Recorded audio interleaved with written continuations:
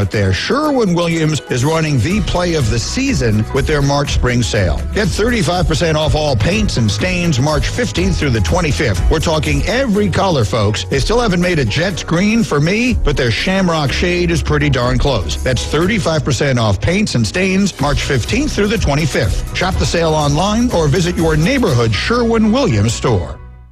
Do you want the lowest prices on wines and champagne shipped right to your door? TotalWine.com, America's largest independent wine retailer, ships to Panama City. Explore our vast selection of over 8,000 wines and find something you love, all at the lowest prices for over 30 years. Whether you're looking to enjoy a full-bodied Cabernet from Paso or crisp Sauvignon Blanc from New Zealand, TotalWine.com has you covered with great wines and Grand Cru champagne shipped right to your door. Find what you love what you find. Only at Total Wine & More. Shipping available on wine and champagne only. Drink responsibly. B21.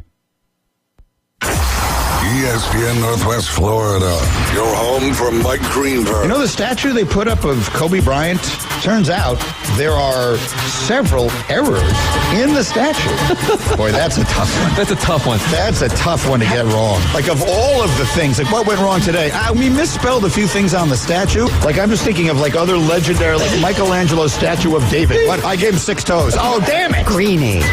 Weekdays on ESPN Northwest Florida. This is Joanna with ESPN Northwest Florida. Here is your weather forecast on this Friday afternoon. The rest of the day, a variety of some clouds and a chance of thunderstorms, and 75 with a gentle breeze coming out of the south around 10 miles per hour. For tonight, slight fog and mostly clouds and a low near 66.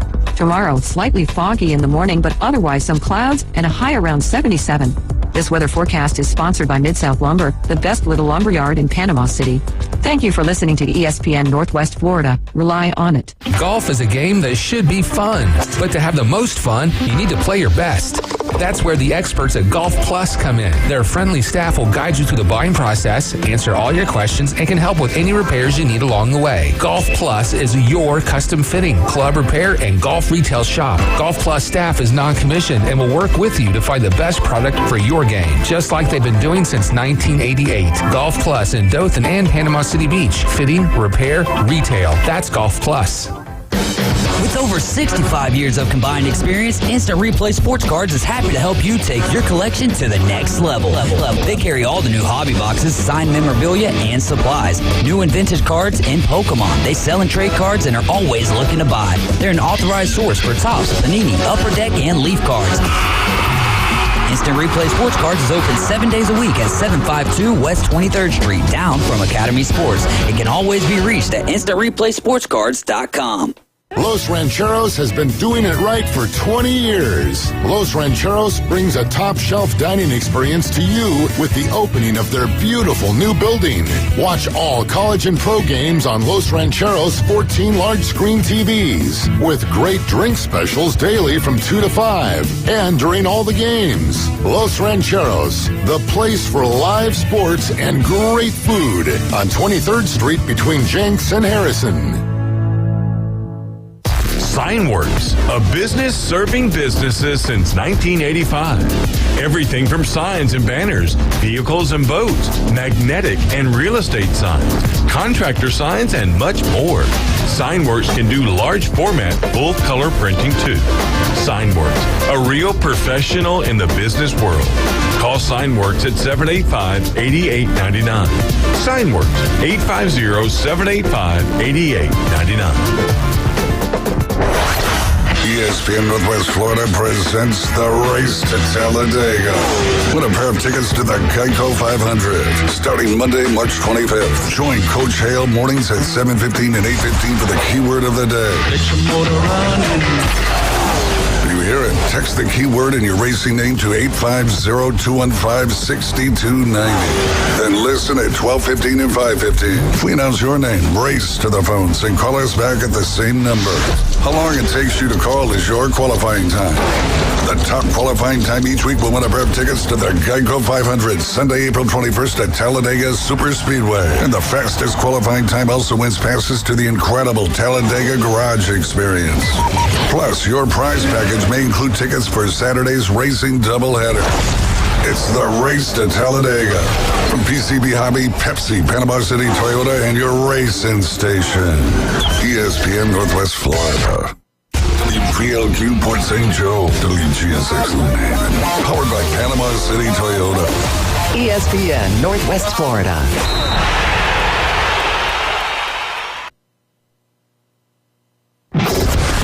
Get ready.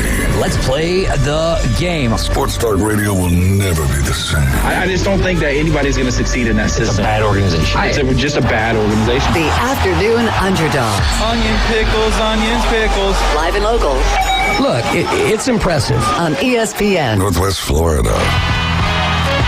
What's going on, Northwest Florida? You are now tuned in to the Afternoon Underdogs. You are in the doghouse, and this is ESPN Northwest Florida 104.3 here in Panama City and 101.9 in Port St. Joe. I'm David Hayes along with Caveman Rick and the Bone Crusher, and we've got a great show lined up for you this afternoon. Lots of things happening in the world of college basketball as we inch closer to Selection Sunday. If you'd like to be a part of our Bracket Buster group, then head on over to ESPNPC.com right now. Click on Bracket Buster Challenge, and that'll take you to our group on ESPN in the March and the turn. I don't know why I said it again like that. You were off to a flying start today. Yeah. You want to hit the reset? We'll start over. Yeah, we'll just start it right on over. But, yeah, do that. Caveman Rick, how's it going today? It's doing actually pretty good today. It started off not the greatest, but in the last little while, it's gotten very good. So, going to finish it out great. There we go. Finish it off great. But we'll have Kerry Miller joining us. He's a writer for the Bleacher Report, college basketball and college football. We'll have him on the line with us today at 4:20. Then at 4:40, we're going to have Oh, you're just looking at me. All right, man. Yeah, today is going to be a terrible show on my behalf, but it's okay. We're going to get right on through it. Moses Sanders is going to join us at 4:40. He'll be fighting March 30th at Edgewater for Beatdown and Beats 2. We'll also have a pair of tickets to give away for our trivia today. Nice. Then at 5 o'clock, Derek Tate will join us to talk about all of the latest and greatest signings in the world of the NFL. Free agency is off to. It's had a crazy week, and even your Eagles getting involved again today with a trade to the Steelers. And tampering, too. And tampering. Supposedly. Yeah, I did want to. Allegedly. I did want to dive into that after we got through the local scores. I mean, I'm the first person that usually complains about stuff like that. So, hey, I'm not going to sit here and say, we're exempt. If it is true, give us our punishment, spank us, and I'm cool with it. Do you want one of the Dolphins treatments? Losing a draft pick? Yeah, well, I think you're going to lose a draft pick anyways, but the Dolphins were one of the most heavily penalized teams when it came to tampering, and that was because of Tom Brady. Yeah, the Tom Brady thing. And, of course, it's a high-profile player. If it wasn't such a high-profile guy, too, it might not have been as bad. But I don't know. I have no idea what it'll be because I heard tampering, and it had to do with Saquon. Outside of that, I don't know what extent. So until I find out exactly and it all comes down and see what kind of punishment they levy, then I guess I can decide on, hey, was it fair or not fair or right on the money? There you go, and we'll see what that penalty does end up being. 5:20, we'll talk about our winners and losers from NFL free agency, and then we'll wrap it up with local. But, yeah, ESPNPC.com for the Bracket Buster Challenge. Go ahead and get in that. We're going to have Selection Sunday this Sunday, 5 p.m. That'll end around 8 o'clock, and then the brackets will be ready for you guys to dive in. I believe we still have one more spot for fantasy baseball as well, so if you're interested in playing fantasy baseball, we've got to get that going rather quickly here because the season starts, I believe, opening day between, is it the Dodgers and the Padres over there in Korea? Yeah, technically it's a week ahead. So that'd be like, what is it, Thursday? So this coming Thursday, is that right? The 20th. Yeah, whatever. So I think it's this Thursday, yeah. Man, that is wild, but we will be into the thick of things there, and the Atlanta Braves will start their season right here on ESPN Northwest Florida, March 28th. March 28th, and we will have that game. Normally, we don't play the day games on Monday through Friday when we have shows going on, but we will be airing opening day for the Atlanta Braves and the Philadelphia Phillies getting started over there at Citizens Bank Park. Man, I cannot wait for baseball season to start, but we'll get into some of these local scores. You guys can call or text us today at 850-215-6290. Before we get into these local scores, do got to give a shout out to Leanne Schwartzentruber. Mississippi State took took down Tennessee today in the SEC Conference Tournament, and not just they walloped them. It was a shellacking, as old school would say. So heck yeah, cowbells all over. Exactly. She was and with her recent surgery, she's able to, not with her right hand but with her left hand, ring that bell, as Big Mike used to say back Big in the Mike. day. Yeah. Haven't heard from him in a while. Yep. No doubt. Well, he's not known as Big Mike as much anymore. More Bar Dad these days. Oh yeah. Okay. Yeah. Right on. So if you ever see Bar Dad or hear about that, I mean, he's pretty popular, and he does it real quick. It is pretty cool what he's doing. He puts together like where everyone is playing locally for music and whatnot. Mm-hmm. So it's pretty cool what he's doing. I know that the artists really appreciate it. Yeah, my nephew actually does some of that work. That's cool, man. So good stuff there. Shout out to Bar Dad, a.k.a. Big Mike, and to the coach's daughter, Leanne Swartz and Truber. JUCO basketball last night, Gulf Coast took down Santa Fe 89-55. Stevens had a double-double with 20 points and 10 rebounds, 2 assists and 2 steals to go along on that stat sheet. Diaz dos Santos with 26 points. She was 7 of 15 from the perimeter. She had 7 rebounds, 3 assists, and 2 steals to go along with that. Bartholomew had 15 points, 3 rebounds, 4 assists, and 5 steals. And then Murray with a double-double of her own. She had 16 points. She was 4 of 8 from deep, 11 rebounds, 5 assists, 5 steals, and 2 blocks. Chipola, they took down Indian River 82-67. And with that, the Lady Commodores are going to be taking on the Lady Indians of Chipola. That game will be tonight at 8 p.m. over there in Niceville. So, hey, you still got time to go check it out. Niceville's about hour and a half, probably hour and 45 minutes. There you go. So you got plenty of time to get over there, depending on traffic. And traffic was a ruckus Friday, today. It's kind of spring break-ish. Yeah. But this part of town, man. But it was wild all the way down 98 for me this morning. Oh yeah? Yeah, not old 98, but 15th Street. No doubt. Yeah, and they had right there when you're crossing Harrison Avenue and then 231 kind of merges onto Malfunction Junction right there. Yeah, and they had one of the lanes closed off, so it was I can't even believe that. Yes, sir. And I've been getting here closer to 9:45, 10 or so, and today I didn't leave till 10. I was like, Lord, I hope I make it on time today. Trouble. Yes, sir. But congratulations to the Lady Commodores on a huge win last night. Hopefully they'll get it done against the Lady Indians tonight. In baseball, the Commodores started their 2-game series yesterday versus they will start that today versus Chipola. Game time is for 2 p.m. and that is, so they've already started. They're over there at Frazier Field. And then softball, a doubleheader tomorrow at Joe Tom King Field. The number 9 in the nation Lady Commodores are going to be hosting the Pensacola State Pirates. Those games will be at 1 and 3 p.m. tomorrow. In high school baseball, Stoneman Douglas beats South Walton 4-1. Mosley over Winter Park 1-0. Arnold takes down Clay 2-1. Weewa Hitchcock beats Malone 12-0. Knoxville Central beats North Bay Haven 5-4. Cottondale takes down Vernon 16-3. Newberry beats Holmes 11-2, and Niceville beats St. Augustine 3-1. In high school softball last night, Greenback, they beat Bay by 10. It was 11-1. Cottondale takes down Wakulla Christian 10-0. North Bay Haven beats Clinton 7-1. Arnold beats South Walton 1-0. Freeport over Baker 5-1. Anderson beats Bay 13-6. Alpha over Chipley 8-2. Vernon beats Rutherford 16-0. Mariana over Sneed 7-2. And Niceville, they beat Tate 2-1. We've got some baseball going on tonight. Mosley's going to be playing Clay. Mosley is 3-4 at this point of the season. Clay comes in with a record of 5-3, and they just got started at 4 p.m. Mosley's hosting over there. Alta is hosting Wakulla Christian tonight. Alta 4-4. Wakulla is 3-3. They'll start tonight at 5 p.m. Ponce de Leon, they are 3-1. They're going to be hosting 2-4 Laurel Hill. That game is tonight at 6 p.m. Gadsden County, they are 1-6-1. 3-1. They'll be hosting the Gators of Weewaw, who are 4-6. First pitch tonight at 6 p.m. Destin is traveling to North Bay Haven. Destin comes in with a record of 4-5. North Bay Haven with a record of 3-5. And first pitch for that game will be 6 p.m. Sneeds is 4-4. Franklin County is 3-4. That game starts tonight at 6 p.m. Then you'll have Chipley, who is 4-4. They're traveling to Cottondale, who is 5-1. First pitch for that game is at 6 p.m. Satellite, that's a heck of a name for a high school right there. They're 8-2. Rutherford is 2-4. First pitch tonight, 6 p.m. at Satellite. Holmes County is 4-5. They'll be hosting Madison, who is 3-1. That game starts at 6:30. Then Newberry, they are 8-1. Bozeman is 9-0. That game starts tonight at 6:30.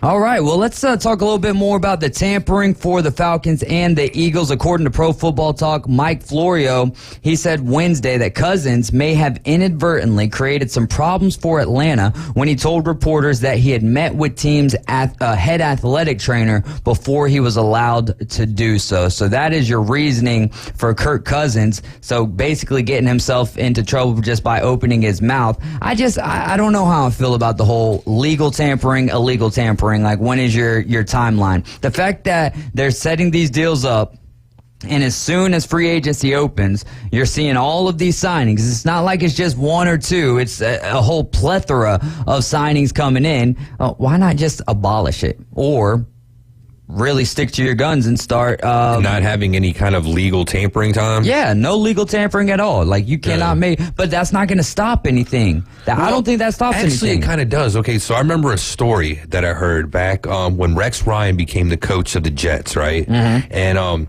one of the first free agents he coveted and he went and got, if I'm not mistaken, was Bart Scott, right? All right. He loves Bart Scott. So what he does is right at like midnight, 12:01, when you can actually start talking to free agents and stuff like that, he shows up at Bart Scott's house, like right then, like under the cover of darkness, like a ninja, you know what I mean? Knocking on his door. So That's he can talk ninja. to him. Yeah, and be the first person to get into his ear. Mm-hmm. And he stole him away from, was it Baltimore? Yeah, Baltimore. And took him over to the Jets, right? So there was a time when people were actually doing stuff like that. He made the trek, went over there like a college football coach recruiting a player, and got to him first. And he got the guy he wanted and showed him, hey, I want you, by doing what he did, right? Yeah. And it's a cool story. But how does that stop tampering, though? Or what? No, like it makes it, like you said, like, okay, with tampering, it'll make it like better than I think doing like this way they're doing it right now. And as far as stopping it, something like that happens. So if you have a high-profile player like that and you had Rex Ryan waiting, that just goes to show you maybe it's not as egregious. I'm sure some stuff probably actually happens. But then if you're afraid of it happening, then tighten the screws. Make the punishment a lot more, hefty, so that it's a hefty fine so that people will be deterred. If it's a slap on the wrist and, they can like look at, hey, I might get this player, I might lose like a 5th-round draft pick or something like that, but the player that we got's worth way more than that. I can swallow that to get the guy I want. That's how it's going to be with Saquon Barkley and maybe even Kirk Cousins, though, right? I mean, no matter what you lose, there's no way they're going to be taking a 1st, 2nd, or 3rd round pick from you. Yeah, you would think so. I mean, like, they're not doing like what the Patriots did and what they got hit for, like with Spygate. So, maybe you just look at it that way. I mean, yeah, we might have overpaid for a player too, but if you lose a pick and you can deal with it. I mean, Howie Roseman, he turns like nothing into draft picks. Yeah, he's a magician. So if they want to swallow a draft pick and they get the guy they want, then so be it. I think it's pretty funny with Kenny Pickett. And so once he found out, once they got Russell Wilson over there, he said he didn't want to be a part of the future Smart plans. Kid. Okay, and then he gets shipped over to Philly. He's in the same exact position, except for maybe with maybe really. in a better team. Okay, maybe in a better position to win, but it's not like he's in a position where he's going to be the starting quarterback. Well, and like he's not necessarily in Pittsburgh as well. I mean, he was only there as long as as Russell Wilson plays good or bad. But he might have had a better opportunity to play in Pittsburgh than what he does in Philadelphia. It's possible, unless he just thinks Jalen's going to get hurt or something like that. But some people, where maybe he is self-aware. Maybe he realizes his job isn't as a starting quarterback in the NFL, and it is a clipboard holder, and a backup kind of a guy. I'm speculating right now and just, making this up. I don't know, like just coming off the cuff, but maybe he does. And he's happy, hey, I got a better chance of doing something over here than I do over here with the Steelers right now. Yeah. They're like rebuilding over here. This team's reloading, Yeah, that's a good point for the Eagles. And look at Nick Foles. Super Bowl we won. Backup quarterback's the one that won it for us. There you go, man. It worked out well for him, too. Barkley and the Eagles, they're under scrutiny based on comments that James Franklin made, the head coach of Penn State, about having a conversation that Saquon and Howie Roseman ended up having. Now, though. Yeah. Kirk Cousins actually says this. I guess there's actually like video and actually audio of him saying this. So I think with Saquon's kind of situation, it's a little like dicier because, again, it's like hearsay. Unless it's harder to prove. Yeah, exactly right. It's harder to prove. And they said, and I think that other people have came out and said that it was the agent talking with Howie Roseman. Maybe Franklin misremembered who he was talking to. Like Roger Clemens misremembered certain things, and it works for certain people. So, I mean, just, and like I said, you know me, right? And you know how I think about stuff. So, like I said, if something happens and you want to spank them, I'm all for it. If we get away with it, too, I don't want to hear anybody complaining because everybody else does, too. So, I'm just going to say, all right, move on. And we'll see what comes of all of this. I don't think that it's going to be too much to... it's nothing going to be jaw-dropping, in my opinion, if anything comes of it. And I think you got a really good point there. Kirk Cousins has basically indicted himself, whereas Saquon Barkley, I mean, that's coming from James Franklin, and James Franklin did say that Saquon's pretty happy to be coming home because he played college ball over there at Penn State. This was wild. This broke today around 12 o'clock. College football playoff has approved 14-team playoff starting in 2026. We waited for a very long time to get 4 teams, and 6 years with waiting to get to 12. We haven't even played one single 12-team college football playoff, and now, hey, here we go. We're going to 14. It's like buying you ordered a 20-25 mile of a car. You're not even going to get to drive it one time, not even for a second, and then you're already going to sell it, and you're going to get the 2026 model ordered already. Yeah. It's kind of like, it might be a poor analogy, but, I mean, come on. Like, at least give the 12-team a try. Maybe that's wrong, and maybe you'll realize that's too many, and you need to go down and not up. That's exactly kind of where I'm at, because we've heard there's been a lot of people on that side of the fence. Like 4 is the perfect amount. Well, I think last year proved for 1 year only, really for 1 year only, that 4 is not enough. But that's the only year that we've been in that position. Otherwise, and maybe you see how 12 works out and then you go to 8. But I think at the end of the day, the way that they look at it is the more teams that's in that college football playoff, we don't care if it waters it down as long as it raises the financial gain for the networks. And the Big Ten and the SEC are happy about that as well, because they're going to get a larger amount of the cut, and they'll also be getting more teams in there, more than likely, with the way that the college football landscape is all leveling out right now. Yeah, no doubt. And the fans, you thought they were going to speak and say it was going to water down the regular season and that was going to be a problem. But apparently everybody's fine with it now. I mean, you don't hear a lot of people complaining about how important the regular season is anymore, especially when you have this many teams getting in. It's not that big of an issue anymore. Which stinks, because there's only 12 games. You only got one conference championship game. Unless you're like Notre Dame. There you go. The regular season should be the end-all, be-all of that. You know what I mean? Like, exactly. If you go 12-0 and then win your conference championship, you should be there shouldn't even be 99% of a chance that you get in. Yeah, no doubt. Or like conference championship. I mean, if you even get in and you win it, I mean, it should be punching your ticket, kind of like how we're seeing right now in March Madness. Yeah. That's man. March Madness is we haven't even made it to it, but we are in the month of March, and it has been mad. North Carolina State taking down Duke last night.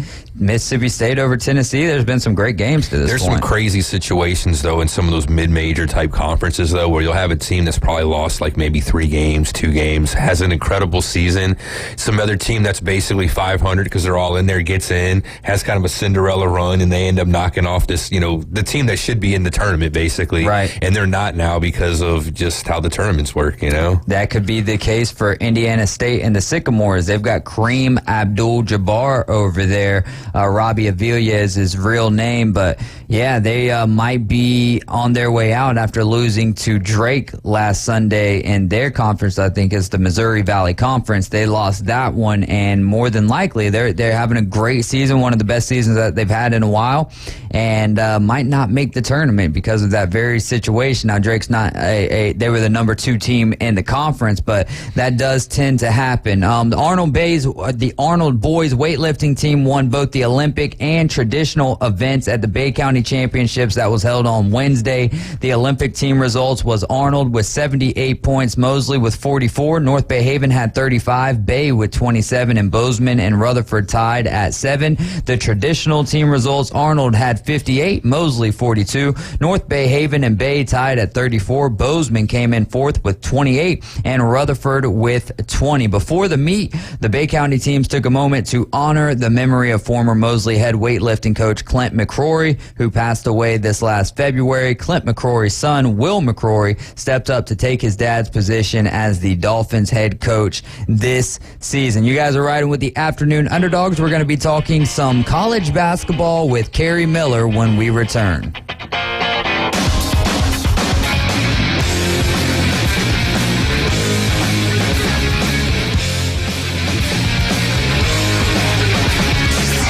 ESPN Northwest Florida.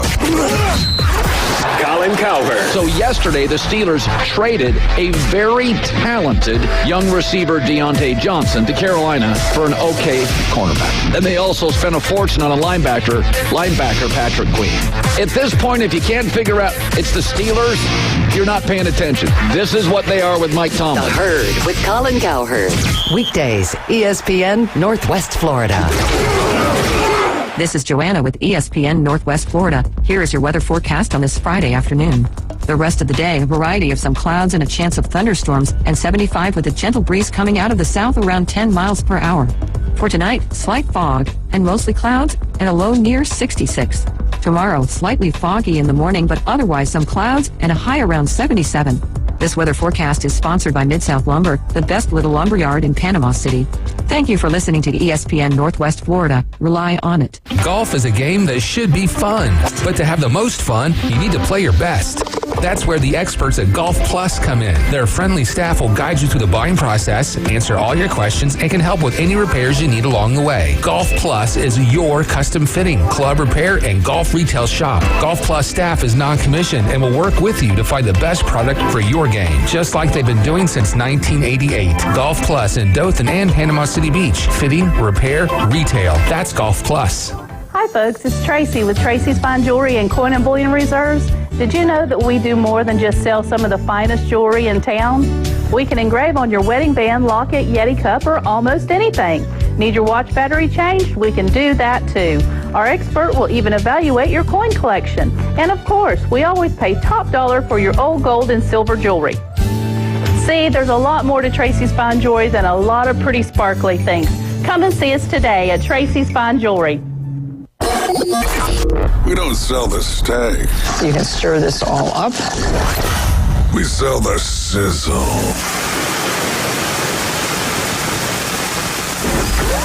Now back to the Afternoon Underdogs. Very spicy.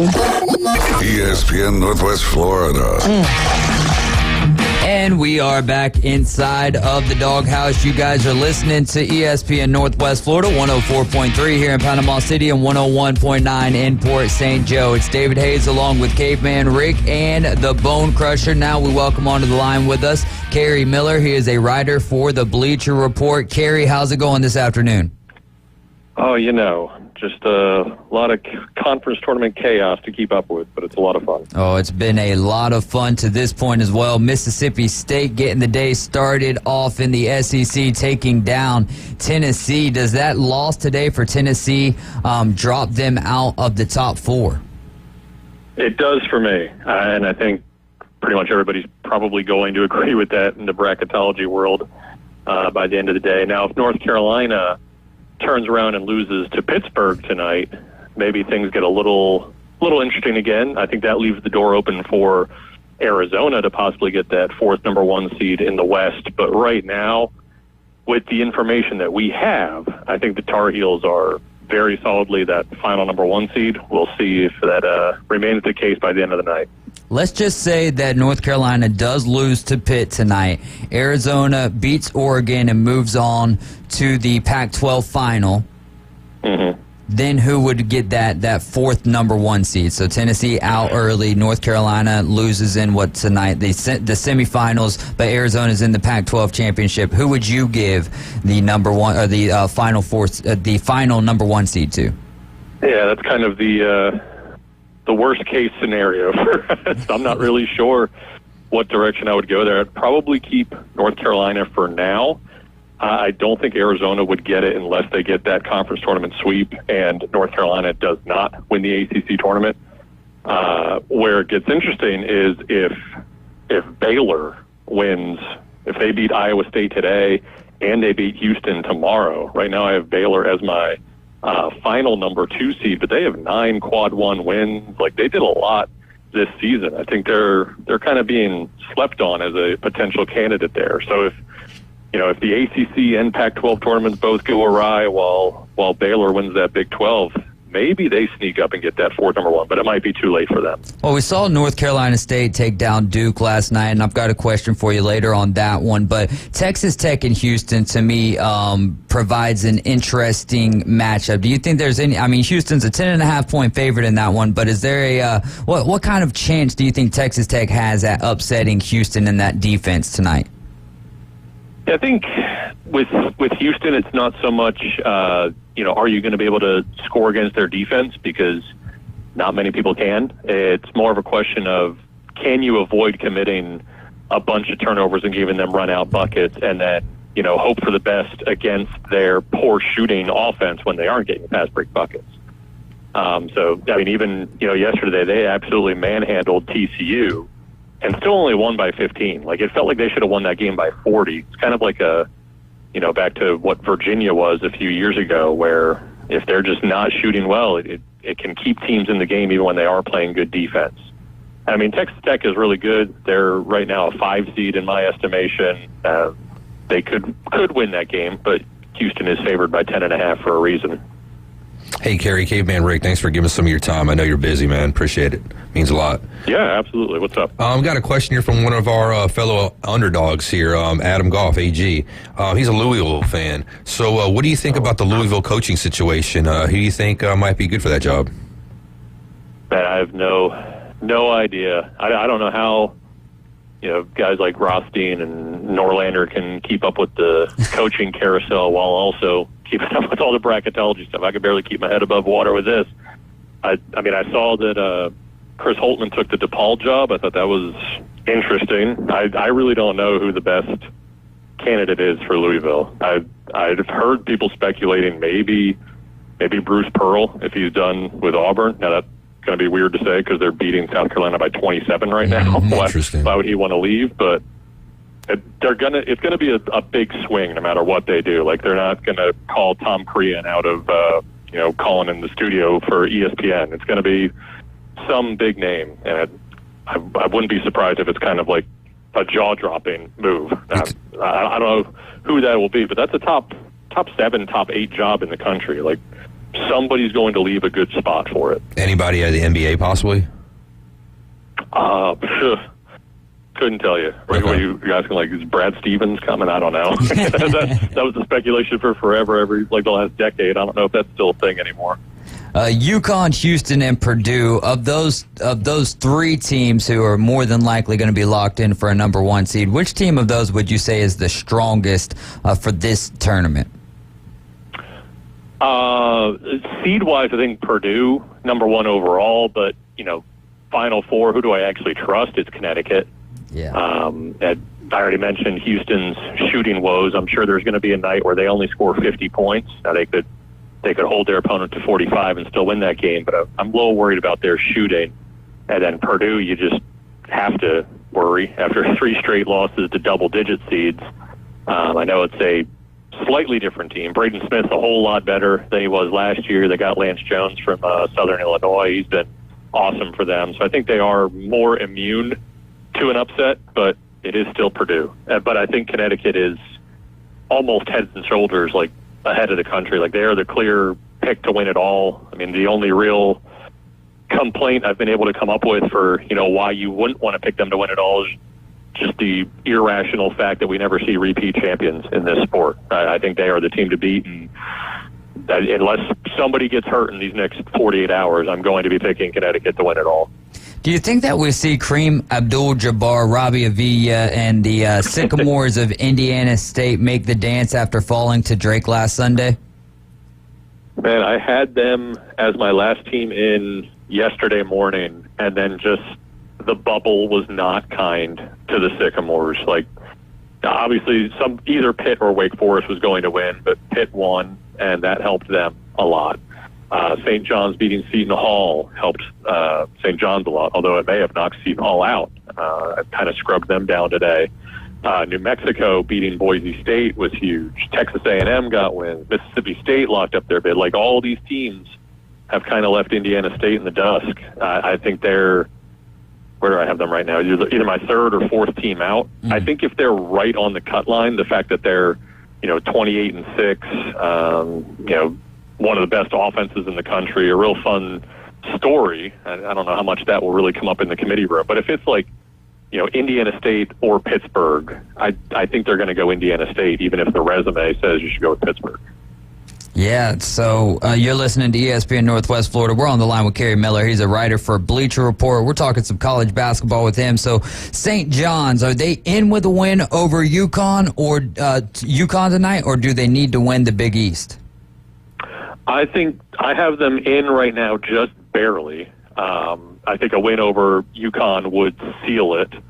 But even with a loss, I think they have a chance. They'll need, help from around the bubble. If Pittsburgh beats North Carolina, that changes things considerably. I think there's still a lot in play, more than we usually see by now. Like, usually right now the bubble is down to just like 2 or 3 teams still alive in their conference tournaments. We've got like 8 teams still playing. So there's a lot still at large. And the big one being, will Florida Atlantic win the AAC tournament or not?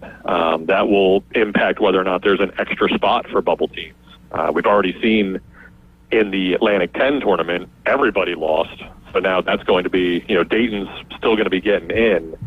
But now there's going to be a bid thief in that league. That was chaos yesterday. I don't know if you followed any of that, but when Richmond lost and then all of a sudden Dayton became that projected bid, so then a spot opened up for the bubble. Then Dayton lost, and then the bubble shrunk by a spot. It was trying to keep up with that in a live bracket was rough. Yeah, I was reading your article today on Bleacher Report that you put out a few hours ago, and yeah, that's I was not following it live time, but yeah, that's that is wild how fast it changes, and to be able to keep up with that, that's why when you're we're talking about the coaching changes, that was my first thought was like, how do you keep up with all of this stuff? I'm trying to still keep up with the transfer portal and what's going on, and trying to remember who's on whose team at this point in time. So kudos to you with all of this bracketology. There's a real science behind that as well, from what I was reading from your article, and it was refreshing to read. Do you think so?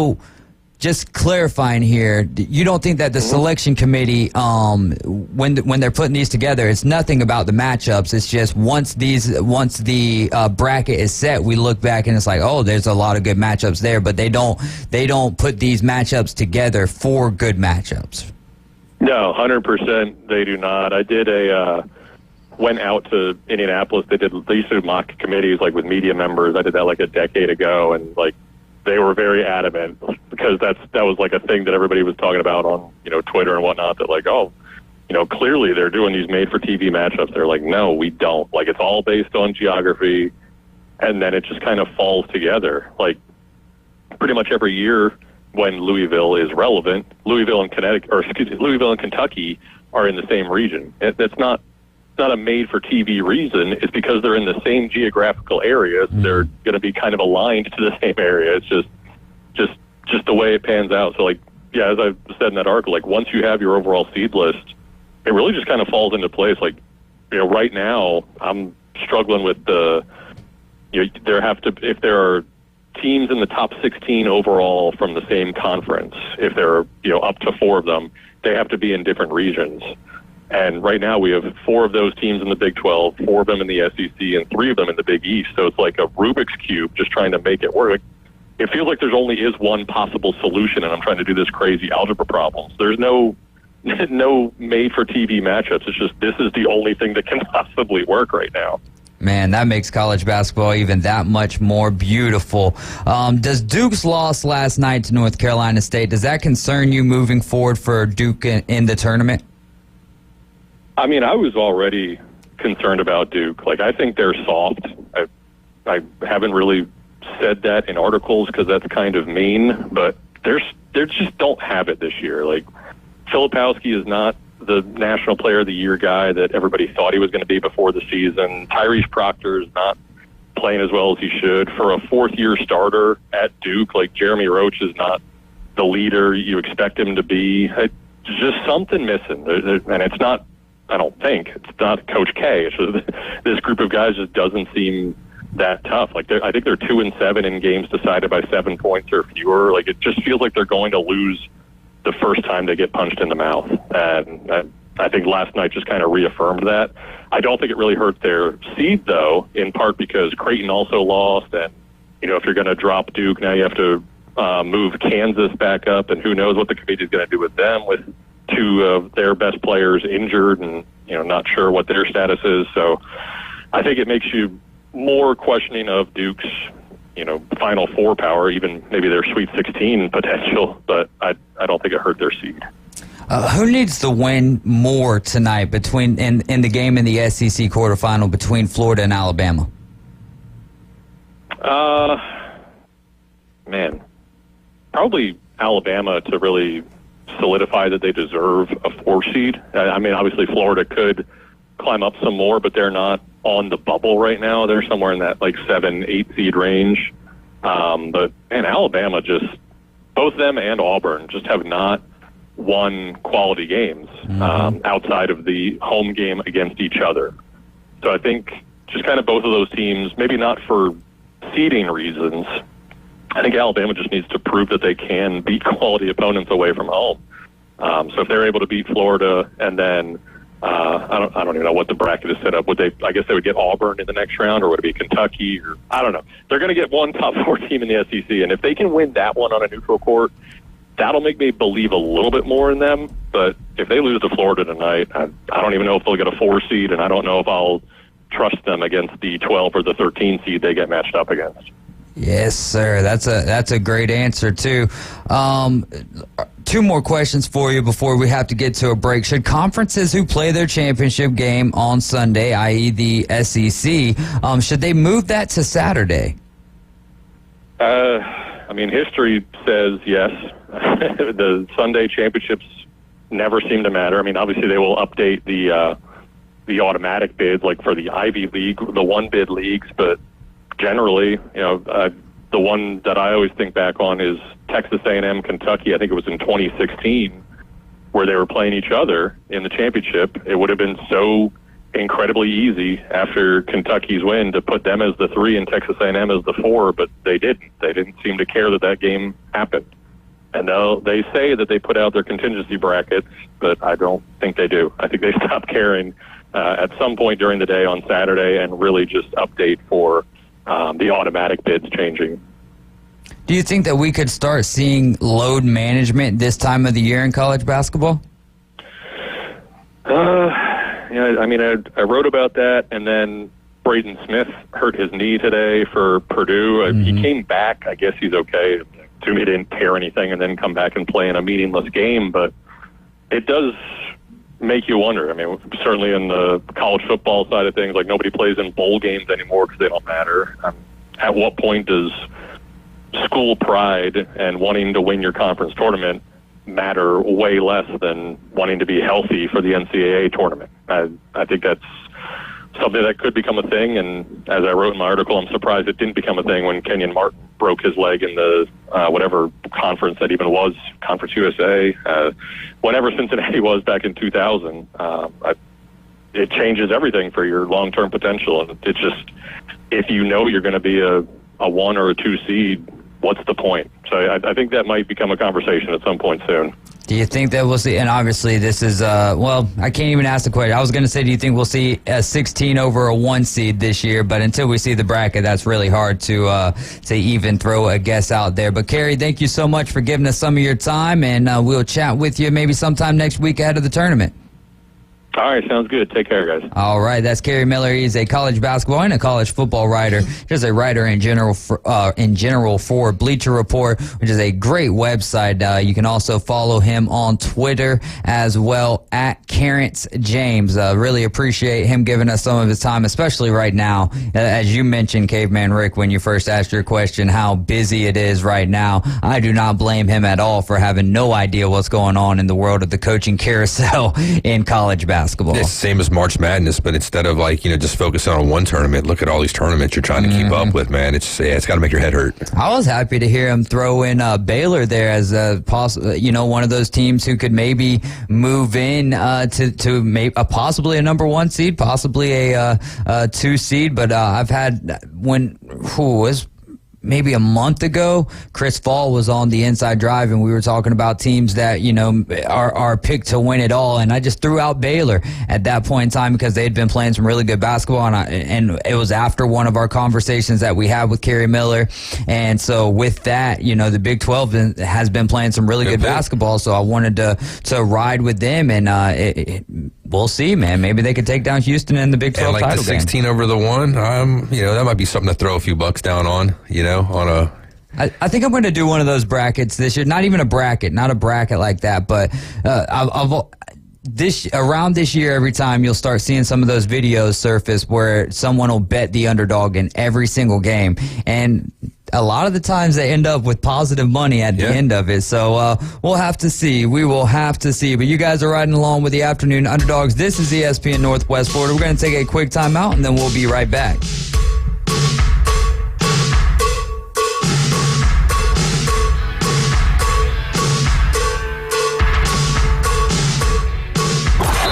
ESPN Northwest Florida is taking it to the hole.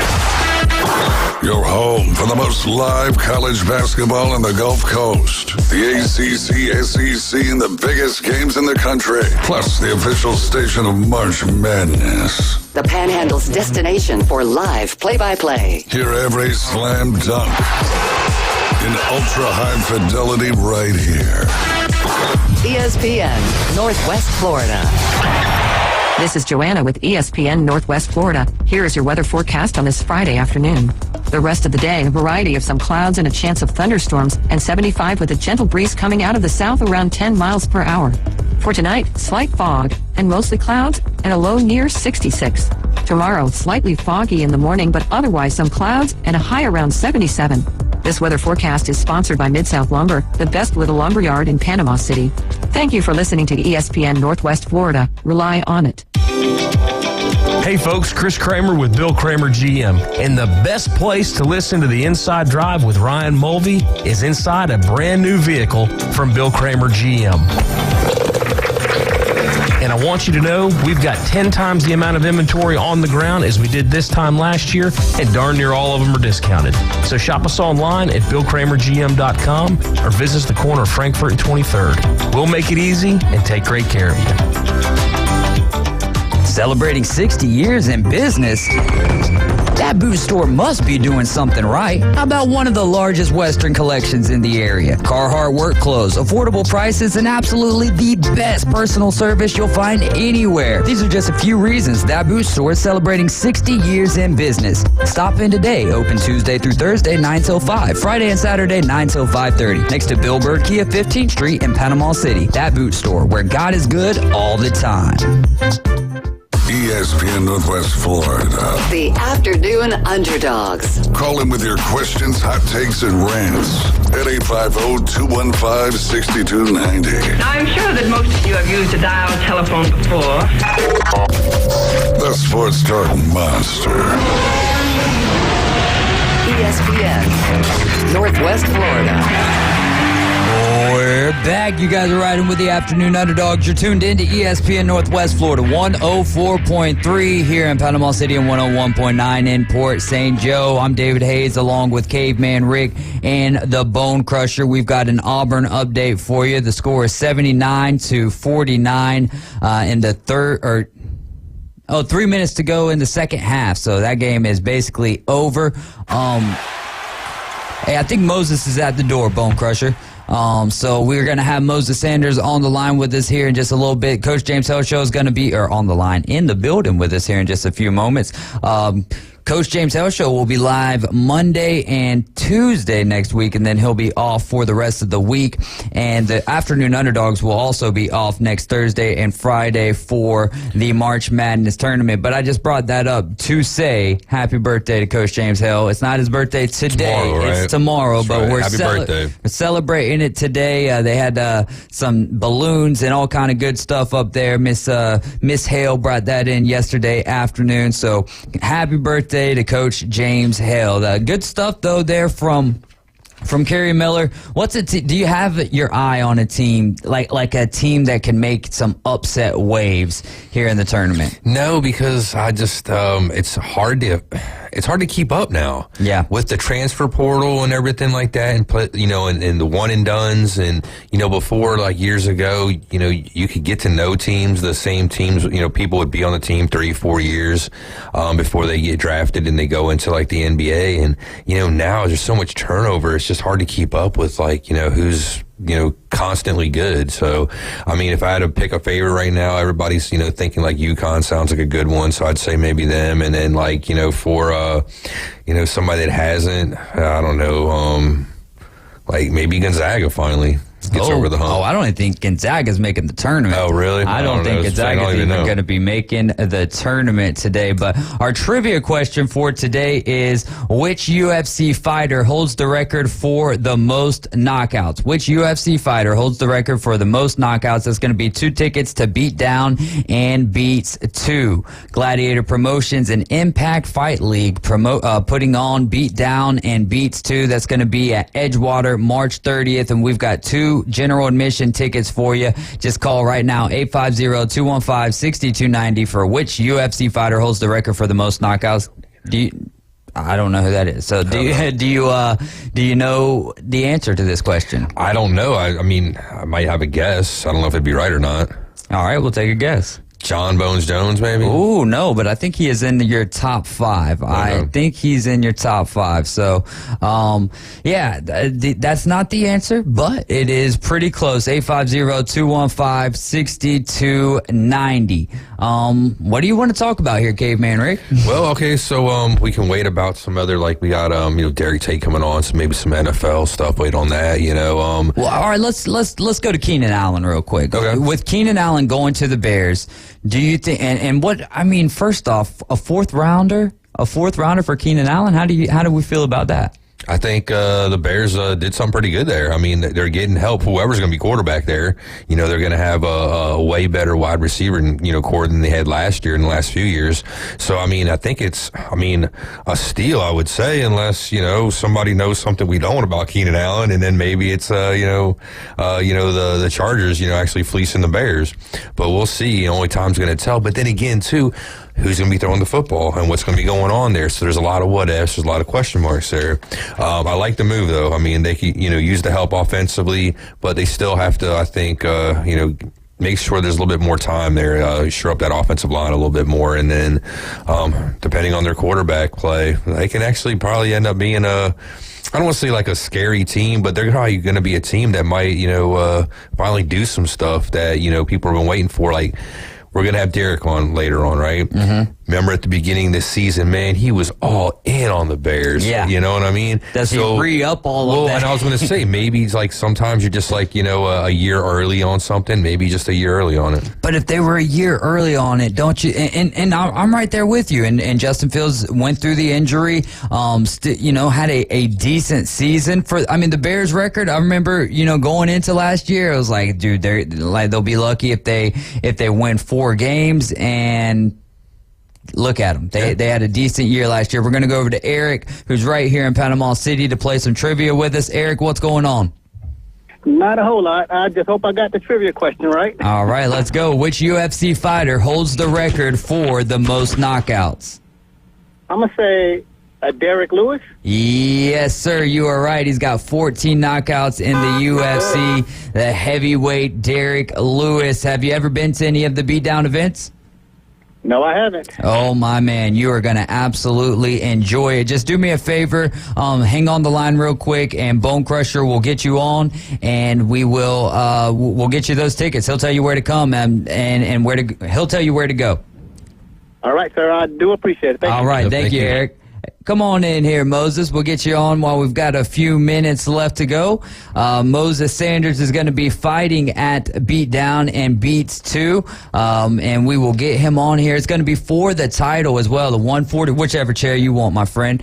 Your next bout coming up for the 140-pound kickboxing title in the Impact Fight League. Moses, how's it going today, man?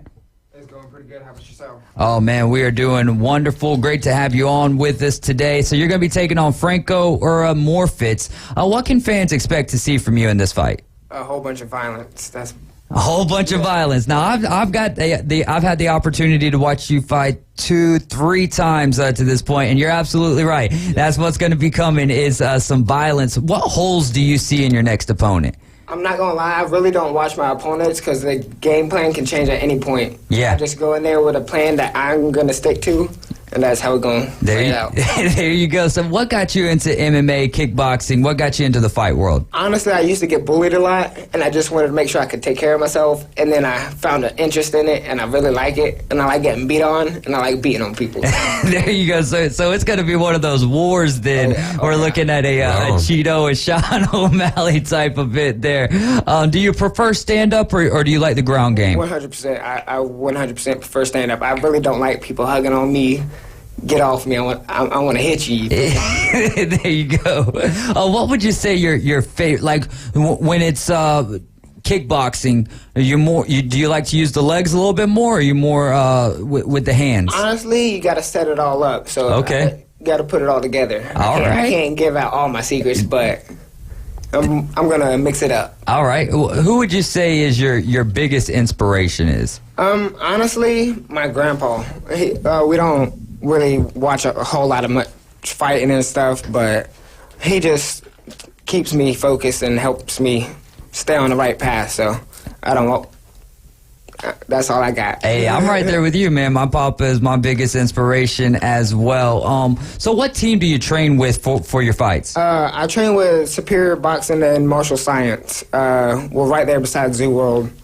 I've been training with him for about 14 years, maybe. 14 years? Or not 14 years, 13. Okay. 13. 13 years. That's amazing. What fighter or who do you try to emulate? Do you have anybody that you really like to follow and that you try to be like or copy in the ring? Johnson, really.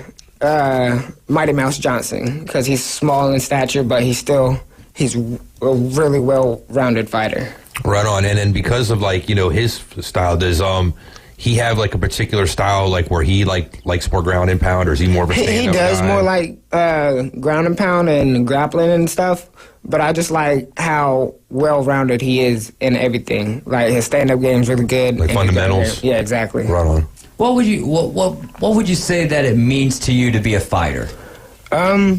It's basically all I got. I want to put all I got into it, so it's everything I got. What would you say separates you from other fighters? I don't go in there and pity pat whenever I go to train. They 1, 2, 1, 2. I'm all in. We go in there blood and broke bones when we come out. Blood and broken bones, and that's what people can look forward to at Beatdown and Beats 2. Let's see here.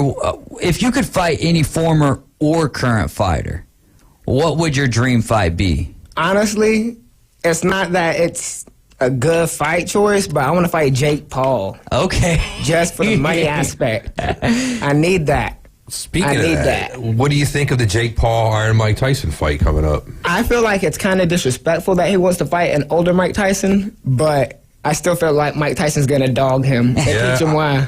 don't be picking on people. I got to think that Mike's got to do it early. If it goes long, and the fights goes, more than a few rounds, I think, Mike Tyson might be in some deep water because he had problems with that in his pro career. Mm-hmm. Do you like what it is that Jake Paul is doing for the fight game in general? I definitely do. He's definitely given it a bigger name than it had, or is giving it a more rounded generational recognition. But I don't like how he's going after like not named fighters and stuff, and he's picking his fights and not just taking an actual fight. Yeah, and I guess that he kind of has the privileged way of being able to do that, coming in with the money, coming in with the notoriety. But it is now he could have just stayed selfish with all of that, but instead he has kind of chosen to help out a lot of fighters along the way. At least from what we hear of, you never know how it is when it comes down to being the real deal. But you got any shout outs or any thank yous? I want to shout out Red Bear with Native Ink. Yeah. And I appreciate them for all their support. I want to shout out my coach, Robert West, and Superior Boxing and Martial Science, my grandpa with Will I Lawn Care. There you go. And just I appreciate the opportunity. Awesome, man. And any prediction for the fight? Blood. Blood. You can't go wrong with that. Right on. You can't go wrong with that. And again, just kind of tell people why they should come check out Beat Down and Beats 2, presented by Gladiator Promotions and Impact Fight League, March 30th at Edgewater. It's going to be a very fun and exciting event. There's going to be music, fights. If you're not there, where are you? Blood. Be there, be square. It's going to be blood. There's going to be blood. Exactly. Drinks, all that. One of the cool things I've noticed, too, when you guys are fighting, I don't know if it was I think it was the last one that was at Lake Town Wharf. And you guys have a very good camaraderie as far as teams. Like when one of you guys is in the ring, there's 4 or 5 other guys that are out there just cheering each other on. Kind of talk to that a little bit. As of what? Like, can you explain that a little bit? Well, just the team environment there for I don't know if that was all Superior guys. I don't know but I just noticed that there was a group of 4 or 5 of y'all, and when y'all would walk to the ring, all of y'all would walk together, and it just seemed like a very trying to stay as one group. It was like a gang, walking out there, You got to stay as one and help build up the confidence of the person that's going to be in there, so they're not stressed, worried about what's going on around them. Keep it focused, I love it, man. What do you think is the biggest thing that helps you keep your focus? Honestly, I've been doing it for so long, it's hard not to lose focus. It is what it is. It's another day in there. There you go, man. Yeah, I love it, man. I'm looking forward to this. You've been a lot of fun to watch. How many fights would you say you've been in?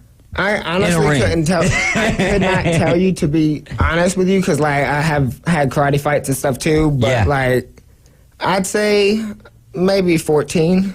Maybe 14? Maybe a little more. Okay, yeah, because I was looking on one of the websites that said 4 and 4, so I checked with someone and was like, is this the correct record? I've had boxing fights too, and it don't show that. It shows the MMA fights on that. Do you, if you got to choose just between boxing, let's say that you're going to get a pro contract and it's boxing or kickboxing, which direction would you go? I would probably go with boxing because the money.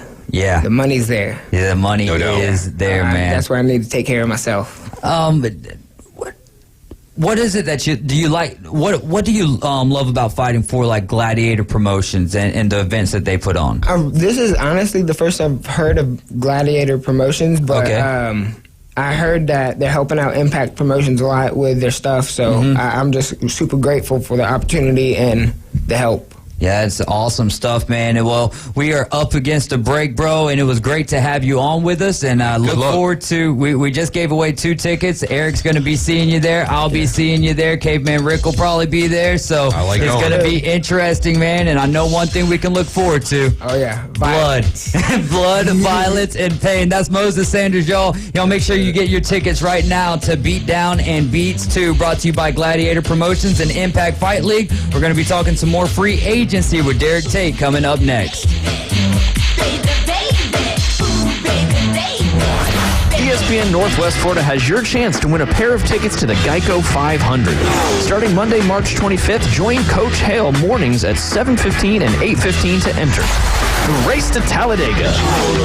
Then at 12:15 and 5:15, listen for your name called. If we announce your name, race to the phones. How long it takes you to call 850-215-6290 is your qualifying time. The fastest qualifying times win a pair of tickets to Talladega, right here from ESPN Northwest Florida. This is Joanna with ESPN Northwest Florida. Here is your weather forecast on this Friday afternoon.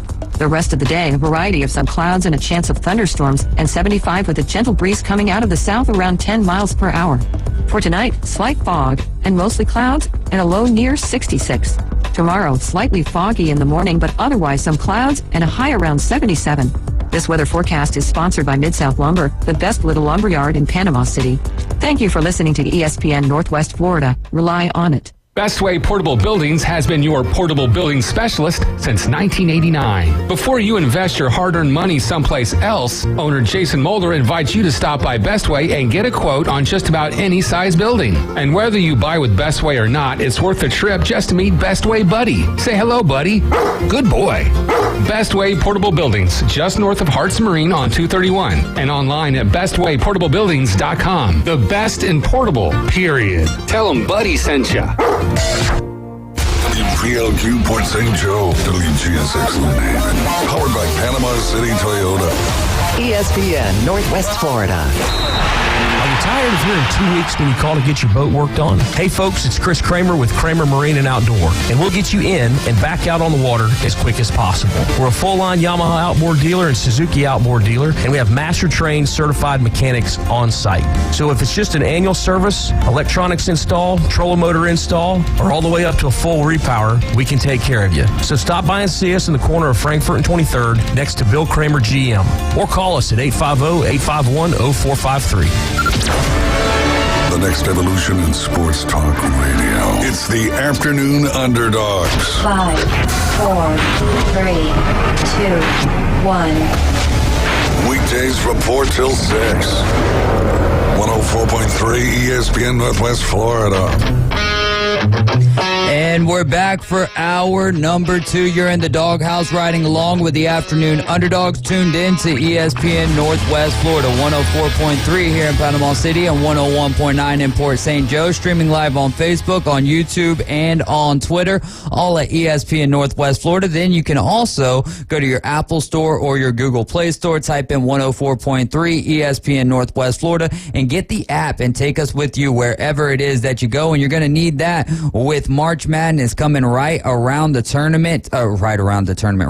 corner. The tournament's going to be starting next Thursday, Selection Sunday, this Sunday, 5 o'clock, right here on ESPN Northwest Florida. And you guys can go ahead and head over to ESPNPC.com, click on the Bracket Buster Challenge, and that'll take you to where you need to go to sign up for our challenge. And we'll have some great prizes to go along with that. Now, on the line with us is going to be Derek Tate. Let's just read his bio from Pro Football Network. Derek Tate is a fantasy football analyst for Pro Football Network. Before joining PFN, he covered the NFL with The Athletic, Heavy Sports, Baltimore Sports, and Life and Fantasy Focused. He also previously worked as a TV sports anchor with Newsnet and as a play-by-play announcer for the George Washington University on ESPN+. He's also a proud father of 2 and is a graduate of the University of South Florida. I love that bio, man, and the more and more that I read it, the more I'm like, man, you've done a lot of stuff already. Derek Tate, how's it going, my friend? Oh, man, give me a little trip down memory lane, so to say, reading the bio. It's crazy. I'm doing all right, though, man. Crazy week in NFL free agency. Oh, what has been the wildest of them all? We'll start with your favorite. Who's been your favorite free agent signing to this point? From a fantasy perspective, I'm gonna try to keep it in that perspective, right? The one I like the most has to be Saquon Barkley to the Philadelphia Eagles.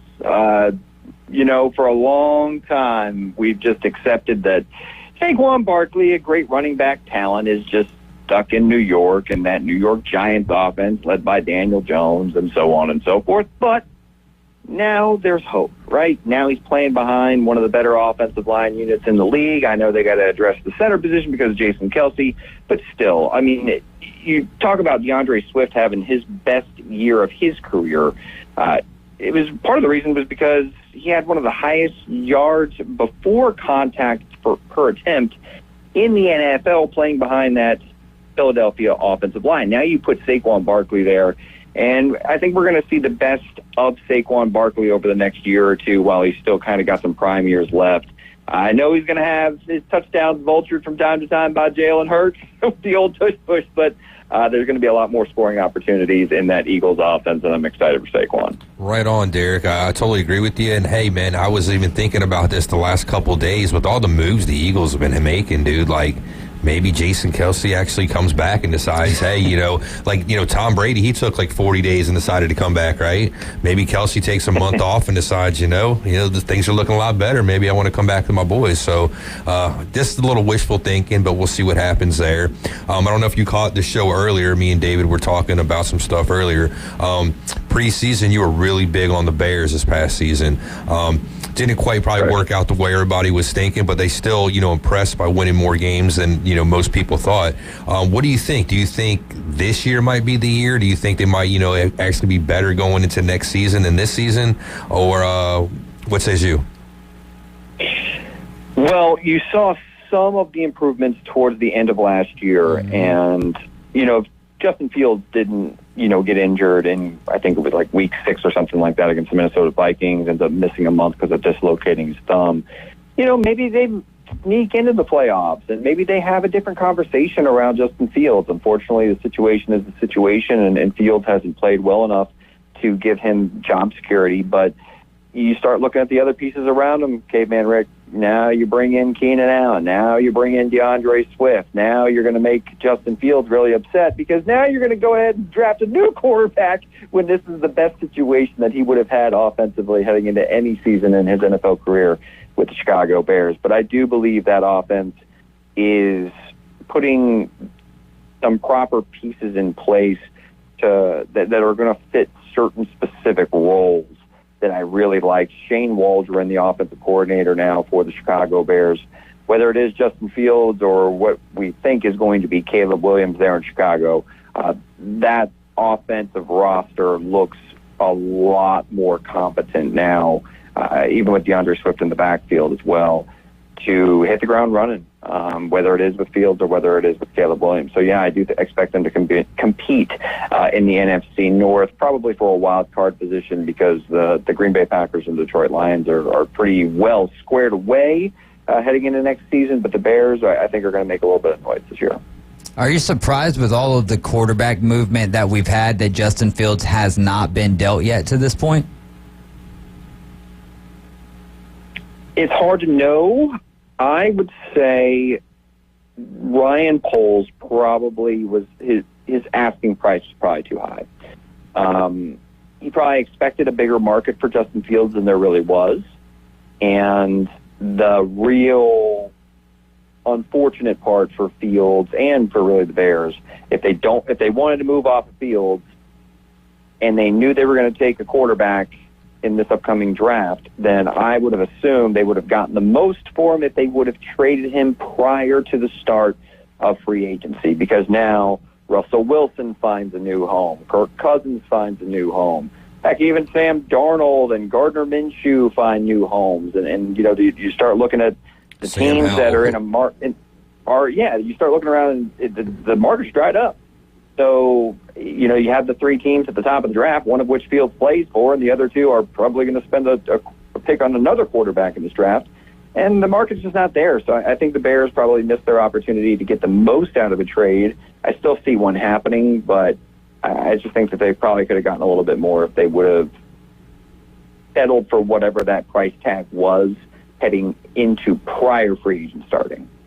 Well, let's talk a little bit about Marquise Hollywood Brown. Didn't really become the wide receiver that was expected over there for Arizona, but now he's going to be catching passes from Patrick Mahomes. Did his fantasy value just go through the roof, or should we hold our horses on Marquise Brown? I think we should temper our expectations with Hollywood Brown. I'm a little excited, right? I'm a little intrigued, but I've also been a little intrigued and a little excited by Marquise Hollywood Brown. In the past, and been a little bit disappointed. Of course, now he's playing with the best quarterback in the league, but the two ones that he was playing, the two quarterbacks that he was playing with prior were no slouches, right? I mean, he had Lamar Jackson and Kyler Murray, and he has never, had a season where he's finished as a top 20 fantasy wide receiver. I think he's going to be one of those type of players that is probably a better real-life football player than he is a fantasy asset, because I just don't see him demanding a whole overwhelming amount of volume. I think he does open things up in this offense. I do think that he is going to hit a couple home runs with Patrick Mahomes as his quarterback and get some vertical shots down the field. But I think this just probably helps the value of Rashee Rice and Travis Kelce, because it helps open things up with the top speed of Marquise Hollywood Brown, always threatening to blow the top off of any defense. Now, the other day we were sitting here live when Calvin Ridley was signed to a 4-year, $98 million contract with $50 million of that guaranteed. What do you make of the Titans signing Calvin Ridley? I still don't think it's all that exciting for fantasy, right? Because we're still going to have Will Levis under center. And it's nothing against Will Levis. I think that they have to address that offensive line. Last year they drafted Peter Skoronski, and he ended up playing guard. I think that you can almost pencil in the Titans for taking Joe Alt out of Notre Dame in this upcoming draft, because they do need to fix that offensive line before anything else is set to take off. So now you've got a young quarterback in an offense that traditionally hasn't thrown the football all that much. It's been a long time since a receiver not named A.J. Brown was like a top 15 wide receiver. So you look at DeAndre Hopkins, who has a ton of, he's kind of a target hog in his own right. And now you add Calvin Ridley, and are we really convinced that Will Levis is going to be able to make two receivers fantasy relevant in this offense? Maybe, but I'm not willing to bet on it just because I just don't know what to expect from Will Levis. I think it's a good signing. I think it certainly helps the Titans in 2024. I like the duo of D-Hop and Calvin Ridley, and even sprinkle in, Traylon Burks here and there. But from a fantasy perspective, I'm just not going to get too excited about Calvin Ridley, because he was really in the best position he could have been in Jacksonville last season, and his finish was wide receiver 18. I just don't see him topping that in Tennessee this year. So, Derek, which quarterback do you think's under the most pressure to perform next season, Russell Wilson or Kirk Cousins? Oh, Kirk Cousins. I mean, Russell Wilson's playing for the veteran minimum. Kirk Cousins got $180 million, and he tore his ACL last year. I mean, good for Kirk. It seems like this guy has cashed in more times than any other quarterback in NFL history during his NFL career. Sam Bradford might have him beat. Maybe, but I mean, at this point, I think that strictly the fact that this is now what his third big payday, and that's after playing on the franchise tag for 2 seasons with the Washington franchise back then. Yeah, Kirk Cousins made a lot of money just on pure salary alone in the NFL. I do think it's Kirk Cousins, though, because they could have went and got Justin Fields. They could have certainly passed on Kirk Cousins, but they paid him a boatload of money because they believe he is a good fit for Zach Robinson's offensive scheme, which comes from the Los Angeles Rams. So did Kevin O'Connell's there in Minnesota. And you got a lot of comparable weapons that he had in Minnesota, where Kirk Cousins was playing some of his best ball before he got hurt last year. Justin Jefferson, Drake London, T.J. Hawkinson, Kyle Pitts. And you got now Bijan Robinson coming out of the backfield, and they added Darnell Mooney, too, who's got some vertical speed to be able to operate opposite of Drake London. So, yeah, I do think it's Kirk Cousins. Yeah, and the Vikings trading with the Texans today, getting the number 23 pick with the 7th round pick, and the Texans getting the Vikings 2nd round pick, their 6th round pick, and their 2nd round pick in 2025. What do you think the Vikings do? Do they draft a quarterback, or do you think they stick with Sam Darnold for next year? I have to believe if the board falls correctly, that the Vikings are going to go quarterback. And if you're asking me who I think the quarterback 4 is in this class, I would rather have the ceiling of J.J. McCarthy than Michael Penix Jr. And sure, maybe McCarthy isn't ready day one to start in the NFL. That's why you go and get Sam Darnold, because Darnold could certainly be a bridge quarterback and give you starting caliber type of play, like any veteran quarterback that's kind of been around the league as much as Darnold has been. And Darnold also has familiarity with a lot of scheme concepts that are basically copy and paste from San Francisco to Minnesota. So I think that they do go quarterback, and I think it's J.J. McCarthy. Well, let's talk about the former coach for J.J. McCarthy, Coach Harbaugh over there with the Los Angeles Chargers. What do you think Eckler going over there to the Commanders, but the Chargers picking up Gus Edwards? What do you think the fantasy implications are of that move? Well, you've got, again, scheme familiarity with Greg Roman and Gus Edwards from their time in Baltimore together. And you know that Jim Harbaugh wants to run the football. It's very odd, though, because you have Jim Harbaugh, and probably part of the reason he took this Chargers job is because you've got Justin Herbert there, right? So let's go ahead and release his, Pro Bowl running back in Austin Eckler. Let's go ahead and release a very talented Mike Williams. I know he's coming off of an injury, but still a nice vertical threat. And let's go ahead and trade one of the best route runners in the NFL, who he has great chemistry and rapport with, in Keenan Allen. So let's just remove all of Justin Herbert's weapons and give him Gus Edwards. So, yeah, Gus Edwards is going to run the ball a lot. And I do expect him to, certainly be an early down contributor. And they're probably going to address the rest of the backfield in the draft with maybe getting somebody to work in tandem with Gus Edwards. But boy, oh boy, all of a sudden, I'm hoping and praying for Justin Herbert's sake that they spend that number 5 overall pick on either Malik Neighbors or Brock Bowers, because they need some help on the outside for Justin Herbert. So, Derek, real quick, I just wanted to go back to that the Vikings-Texans trade, because this didn't come up and this wasn't mentioned. But you don't think that the Vikings did this trade to get this extra first-round pick to maybe pair with number 11 so that they can move up and get a better quarterback? You take the 23rd pick, the 11th pick, that might get you up there to, where the Giants are picking. I mean, hell, New England might even want to move back, and you might be able to get up to number 3. No, you make a very, very, very good point. That is something that kind of entered my mind. I just didn't want to take too long answering the question like I do all the time because I ramble. I'm sorry. But that's what we have you on for. Yeah, we love your stuff, dude. Well, no, I'm just kidding around. I'm just self-deprecating humor is one of my things. Anyway, no, but Caveman Rick, that is certainly very plausible. I mean, heck, the Vikings are at 11 and now they got 23, correct? Yep. So you have those 2 first-round picks. Let's just put on our tinfoil hat, even though we all believe that the Chicago Bears are going to take Caleb Williams at number 1 overall.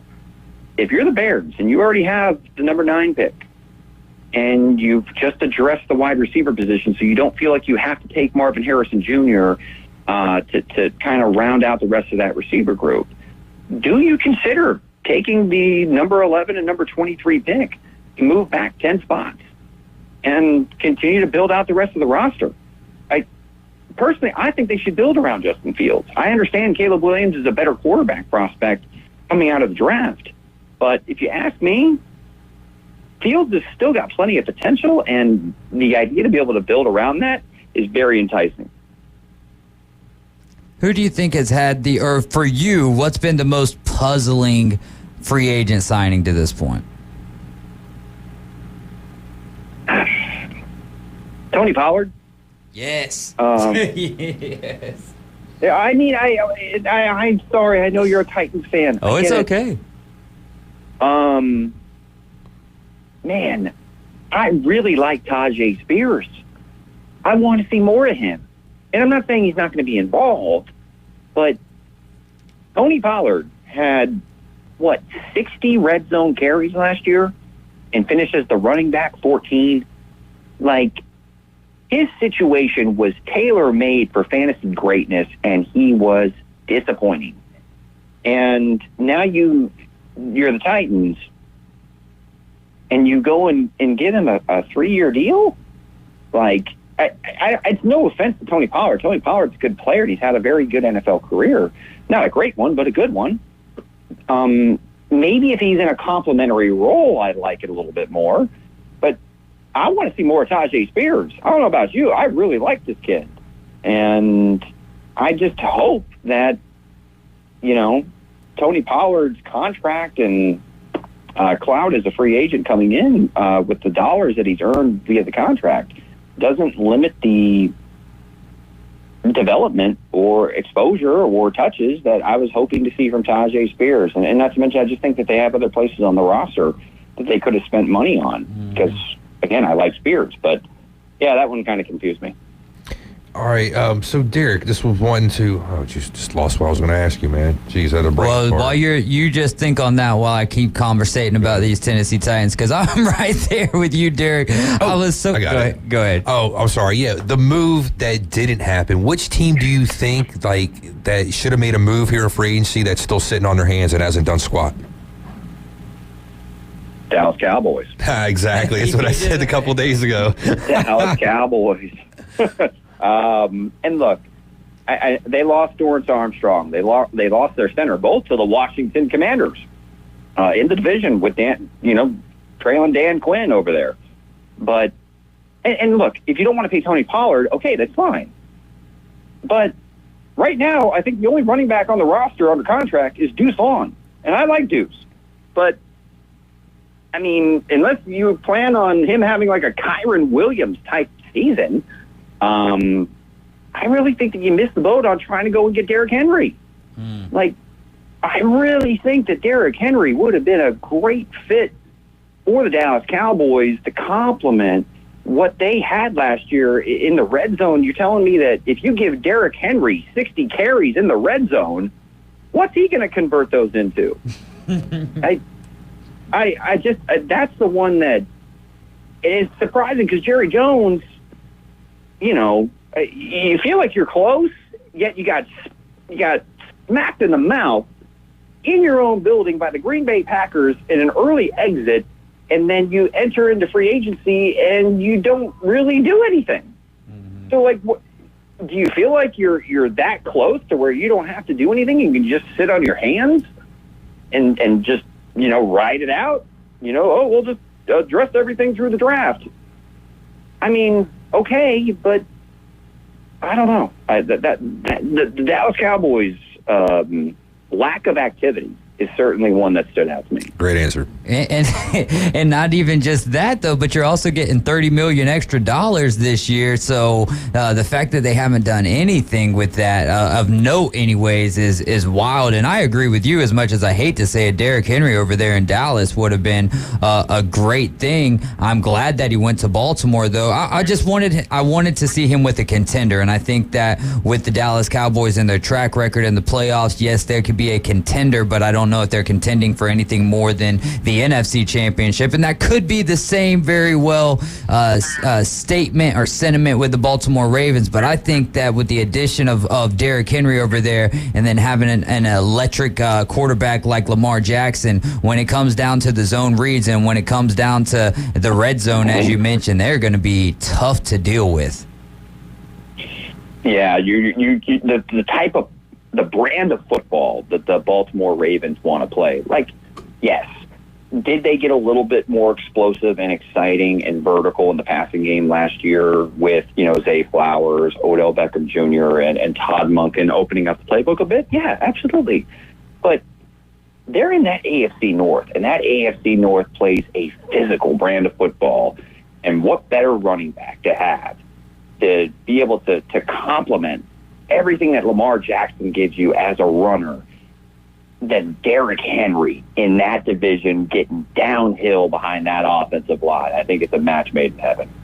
Yeah, I can't wait for the upcoming season for the Baltimore Ravens. I think I might be more excited about the Baltimore Ravens season than I am for the Tennessee Titans. Although, I mean, there could be some fun elements with the Tennessee Titans. Like, let's say, at least they're trying to put some weapons around Will Levis. But they, losing Andre Dillard they released Andre Dillard today. Haven't done much with the offensive line, and if you can't protect the quarterback, then there's no way that he's going to have time to throw to Calvin Ridley, DeAndre Hopkins, Traylon Burks, Westbrook Akine. It doesn't matter which direction you want, and Chika Okonkwo, but we'll see how it all plays out. What about your Buccaneers? How did you feel about Baker Mayfield re-signing for the 3 years with the Bucs? I'm excited about it. And, the one thing I didn't want to happen was for the Buccaneers to drop a lot of money on Baker Mayfield and then not re-sign Mike Evans, or vice versa, re-sign Mike Evans and then not get a deal done with Baker Mayfield.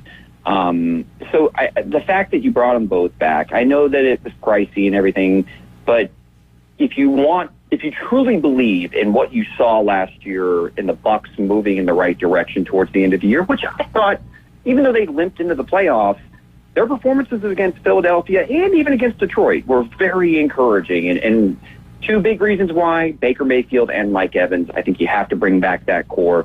You got to address the interior of the offensive line. It is rough. But if they are able to address that position, along with, I think, probably getting themselves an edge rusher. They just lost Shaq Barrett, so they could probably use someone to work alongside Joe Tryon-Shoyinka and Yaya Diaby, and maybe another linebacker to replace Devin White, even though they like KJ Britt, maybe another corner. I think that you can address those needs in the draft because you were able to re-sign Mike Evans and Baker Mayfield. I do like it. I hope that they're able to replicate, the success they had last year in 2024. Winnable division. Very. Very much so. Hey, Derek, thanks so much for giving us some of your time here on this Friday afternoon. You take care, have a great weekend, and enjoy the rest of free agency, and then we're getting a little bit closer to that NFL draft. Inching closer to the 2024 NFL Draft. Love the Afternoon Underdogs. Thanks for having me on, guys. Have a great weekend. Thanks for your stuff, buddy. That's Derek Tate. If you guys are not following him over there on Pro Football Network, he does a lot of mock drafts. I'm seeing a lot of his articles, too, as well. I wanted to ask him about which direction the Ravens are going to be going with their first pick, picking at 30. And on this mock draft on ProFootballNetwork.com, he's got him taking Adonai Mitchell, which could be absolutely beautiful. Wide receiver out of Texas. He's played some good football. You guys are riding with the Afternoon Underdogs. This is ESPN Northwest Florida. We're going to take a quick timeout. We'll be right back.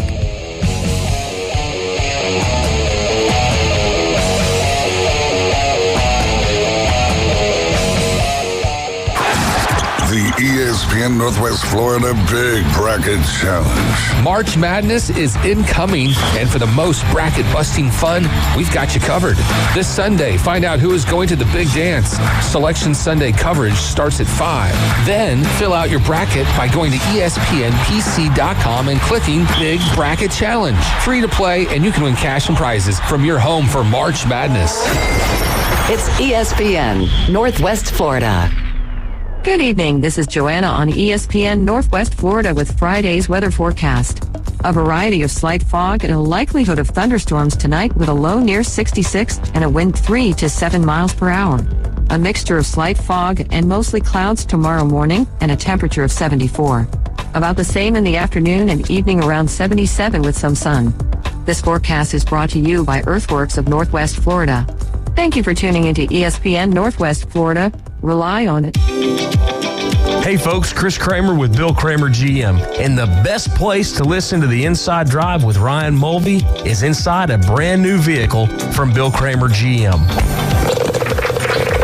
And I want you to know we've got 10 times the amount of inventory on the ground as we did this time last year, and darn near all of them are discounted. So shop us online at BillKramerGM.com or visit us at the corner of Frankfurt and 23rd. We'll make it easy and take great care of you. Los Rancheros has been doing it right for 20 years. Los Rancheros brings a top-shelf dining experience to you with the opening of their beautiful new building.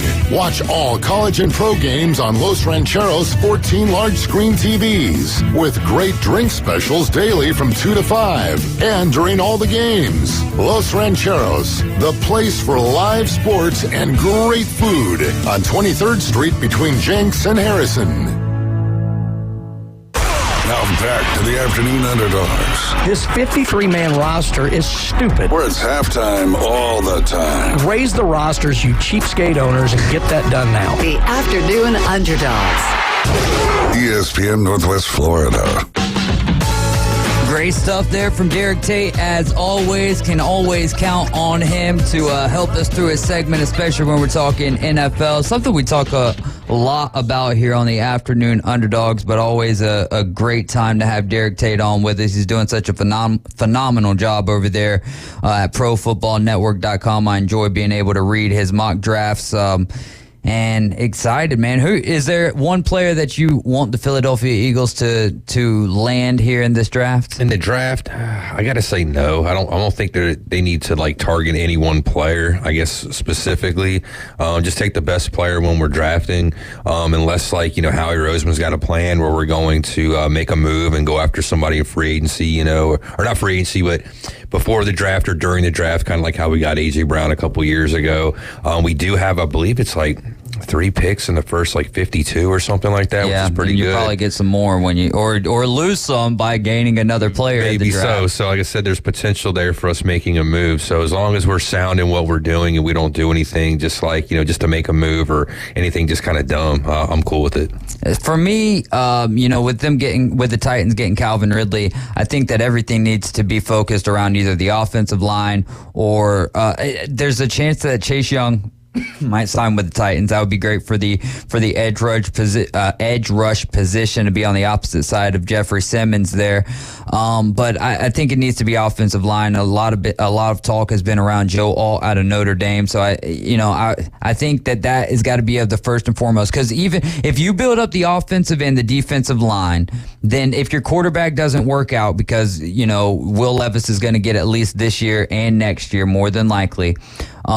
If it doesn't work out and you've got the line shored up, then your rebuild process is going to take a less amount of time. Right. So I would love to see them continue to try to make some efforts for the offensive line. And you're more appealing to for a free agent quarterback wanting to come if he knows he's going to be behind a good offensive line. There you go. That's a great point. I mean, if they were in the running for Aaron Rodgers last year, there's no way Aaron Rodgers wanted to come to Nashville, right, but not to the Tennessee we know that. Titans. He bought property there supposedly, or he does actually have property there, so it might be where he wants to end up. Maybe he moves there after becoming vice president. Right, I was going to say that, or after just a little bit here, in with the Jets. I mean, we saw Brett Favre go into the Jets and left there and went right to Minnesota. So yeah, there's always potential for Aaron Rodgers to take off here after this season. Man, I don't even know if we're going to have time to dive into winners and losers, but we can just keep on kind of throwing out some winners and some losers. I honestly think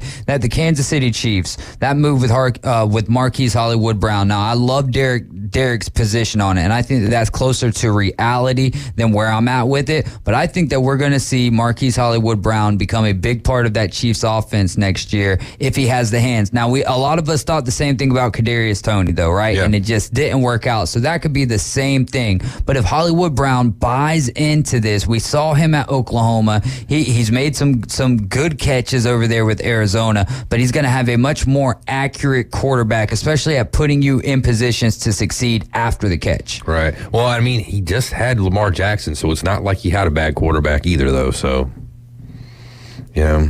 Was he? Yeah, he was a Raven. Yeah, he was a Raven. But he was a Raven first. Yeah. So he was a Raven first and then went to Arizona. Yeah, so we've seen him before with a good quarterback, I mean, you can say Kyler, but I mean, he hasn't really been that proven, but Lamar's won a couple MVPs. So I'm saying he's played with a good quarterback, didn't have the greatest success. It might be, attitude. It might also be part of the fact that, what was going on over in Baltimore at the time too. Issues with the running game and such, and a lot of problems there, not being able to be healthy. Because I think when he was there, even they might have lost a really crap load of games games to injury, like man games. Well, and Lamar Jackson was played in 12 games. But in the last 2 years, but when Hollywood Brown was there, it was more especially that MVP was more focused around the legs of Lamar Jackson and not so much the arm. And last year, it was really the changeup. That was, I think, it was that it wasn't just expected to be Lamar Jackson dominating with his legs. And once they got out to a lead, it was like, all right, well, the defense is going to take care of us from here. And but you bring up a good point with the attitude, though. That's going to be are you going to come into the locker room and be expecting things that it's not going to be your show, Hollywood Brown. It's not, and it's going to be Rashee Rice is the guy, and you're going to be that you're really going to be the third or fourth option down the line. And Mecole Hardman, if he's back there, is going to have something to say about it. Well, and that's what I was going to say is he's probably going in there thinking he might be the number one guy or close to it, and then he might get shot down here, like when training camp comes around and seeing the reps he's getting and where he's practicing at, and he might not like that, and that could change things up. Or he could surprise the hell out of everybody, and he could be that talented, and he could take over the number one spot. Yeah. And he could be the number one guy. He kind of was when he was in Baltimore, but, yeah, but he was kind of like number one in name only. Yeah, that's what I was going to say. So it's not really like the number one guy. It's a lot different now when you're going to be playing for the Super Bowl champions and, a perennial contender, and now the spotlight's on you 24/7 all the time to produce, and sometimes that's tough for people.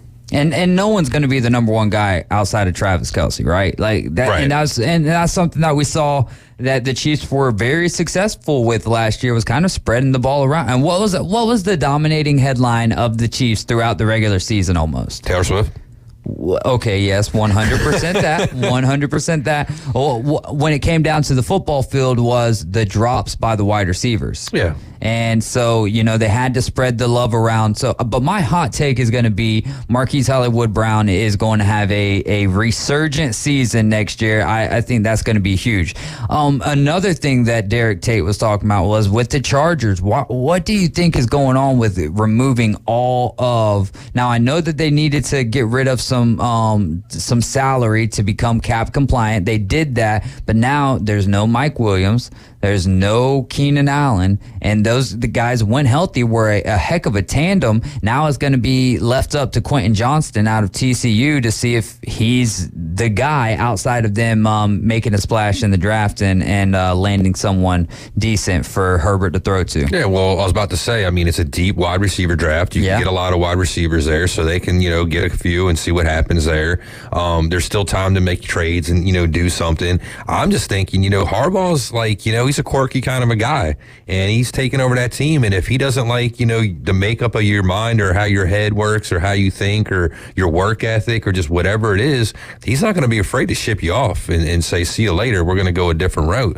So that's got to be, I'm sure, a lot to do with it. Or, these guys, that have been on the team or seen him come in there and they're like, hey, I just don't like the way this guy's running stuff. I don't want to be here. You ain't heard anything about anybody demanding any trades or anything, but sometimes stuff like that kind of happens under the table and you don't really hear a whole lot about it either.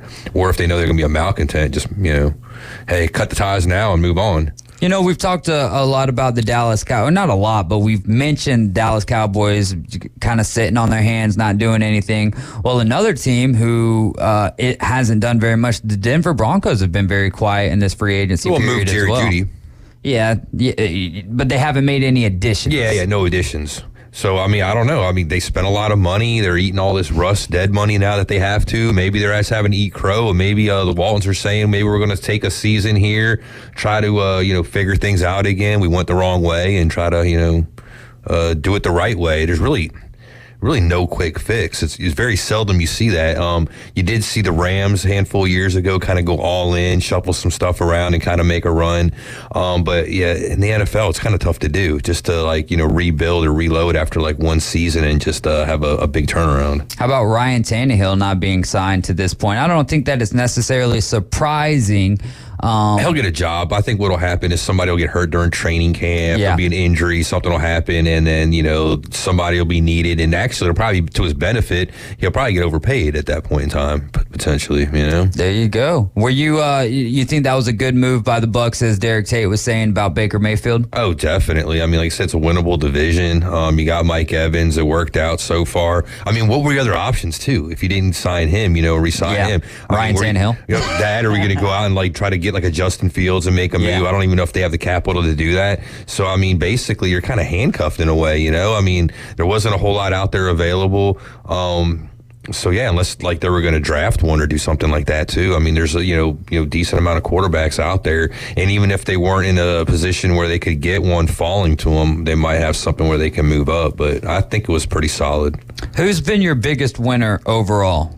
Biggest winner overall? For me, it's the Houston Texans. Identifying some I wouldn't even say identifying, really just bolstering the defense and getting Danielle Hunter over there in a very winnable division, right? We always talk about that. So now I would say that they're by far the best team in the AFC South. Now, it always gets wonky when we actually start playing the games, but I think that play of getting Danielle Hunter after losing Grenard, I think that's gonna be huge, especially lining up on the opposite side of Will Anderson. I think that's huge for the growth of Will Anderson as well. I mean, that's a tough question for me. I'd like to say my team, we made a lot of moves. We did a lot of stuff, not only just picking up free agents, but re-signing some people as well, like our kicker, Jake Elliott. I mean, a lot of people probably don't look at that as big news, but I mean, a kicker's a lot of points in the season. If you got a sure thing in a kicker, Justin Tucker, Jake Elliott, or something like that, Harrison Butker, you want to hold on to that, because that's the position right there that can help you win or lose a lot of games at the end of the season. So I would say my team's up there is one of them. They haven't made a ton of moves really, but I mean, one of the biggest moves, Baltimore, how can you argue with that? That team definitely looks a lot better going into next season. So I'd probably have to stay maybe with those two. I don't think I'd he said the Houston Texans pretty good too. They already had a pretty good looking team, but again, I don't want to put them down. First season, let's see it again. You know what I'm saying? Hopefully they can duplicate what they did this past season. Hopefully it wasn't just a flash in the pan. There you go. And another team I think that's interesting is the Green Bay Packers. I think what they've been able to add to this point, Josh Jacobs on he's getting paid. Running backs, definitely a different story with the payment of running backs this year. Do you think that changes their value in fantasy? Because I felt like that driving narrative of the teams don't care to pay running backs affected them in the fantasy drafts last year as well, right? Because it was all about wide receiver. But if you were to have Christian McCaffrey last year, you're almost guaranteed to be in the fantasy championship. So do you think with running backs getting paid this year and having a good free agency period, that they become more valuable again to the fantasy football managers? I think it helps. I'm just going to say that these people are going to follow whatever the talking heads are going to say. Last season, that's what everybody was talking about, not just in the fantasy world, just in the NFL world. If they pump the brakes on it, you don't hear about it as much, then I got to say that come fantasy draft time, running backs going to be valued more. I don't think they're going to go back to maybe where they were a couple years ago, but I think a lot more than this past season, definitely. There you go. I'm on Pro Football Focus right now, trying to find all of the moves that the Packers have made. Not to mention, with the wealth of the wide receivers coming into the league this year, in the last couple years, we've had some pretty good wide receivers. It might be a little watered down in the running back committee, just overall. Less, really number one type running backs that get lots of touches or, lots of catches out of the backfield and consistently get a lot of points. So. Yeah, there you go. Running back. The Texans have made a lot of moves, and also one of the other ones is Jeff Okudah for 1 year, 4.75. That's and Azeez Al-Shaair, who was with the Titans last year, is with the 49ers before. He's got a great story as well. And then you also pick up Joe Mixon over there. That'll help out C.J. Stroud. So, I like what the Texans have done. Haven't heard a lot about the Detroit Lions this free agency period, but they did a lot last year, though. And they're more of that team that's kind of building in the draft. Yeah. And that's where you want to build the draft. That's where you want to do it. It's cheaper that way. Develop, get guys in, get them acclimated to your system so they're part of, what you're trying to do instead of getting in a mercenary for, a year, a couple years. So, that's the way to do it. That's how I would prefer, building my team is through the draft. Like, I was saying the other day, that's kind of why I would rather have the draft before free agency. Get all your, places that you want to build through the draft filled, and then just fill those holes with the free agents later on. Dude, that would be a great question for Derek. Yeah, see what he thought. I think Tater would love that question too. I'm curious to see how he feels about that. He did text earlier. Greg Roman's scheme didn't do Hollywood any favors either.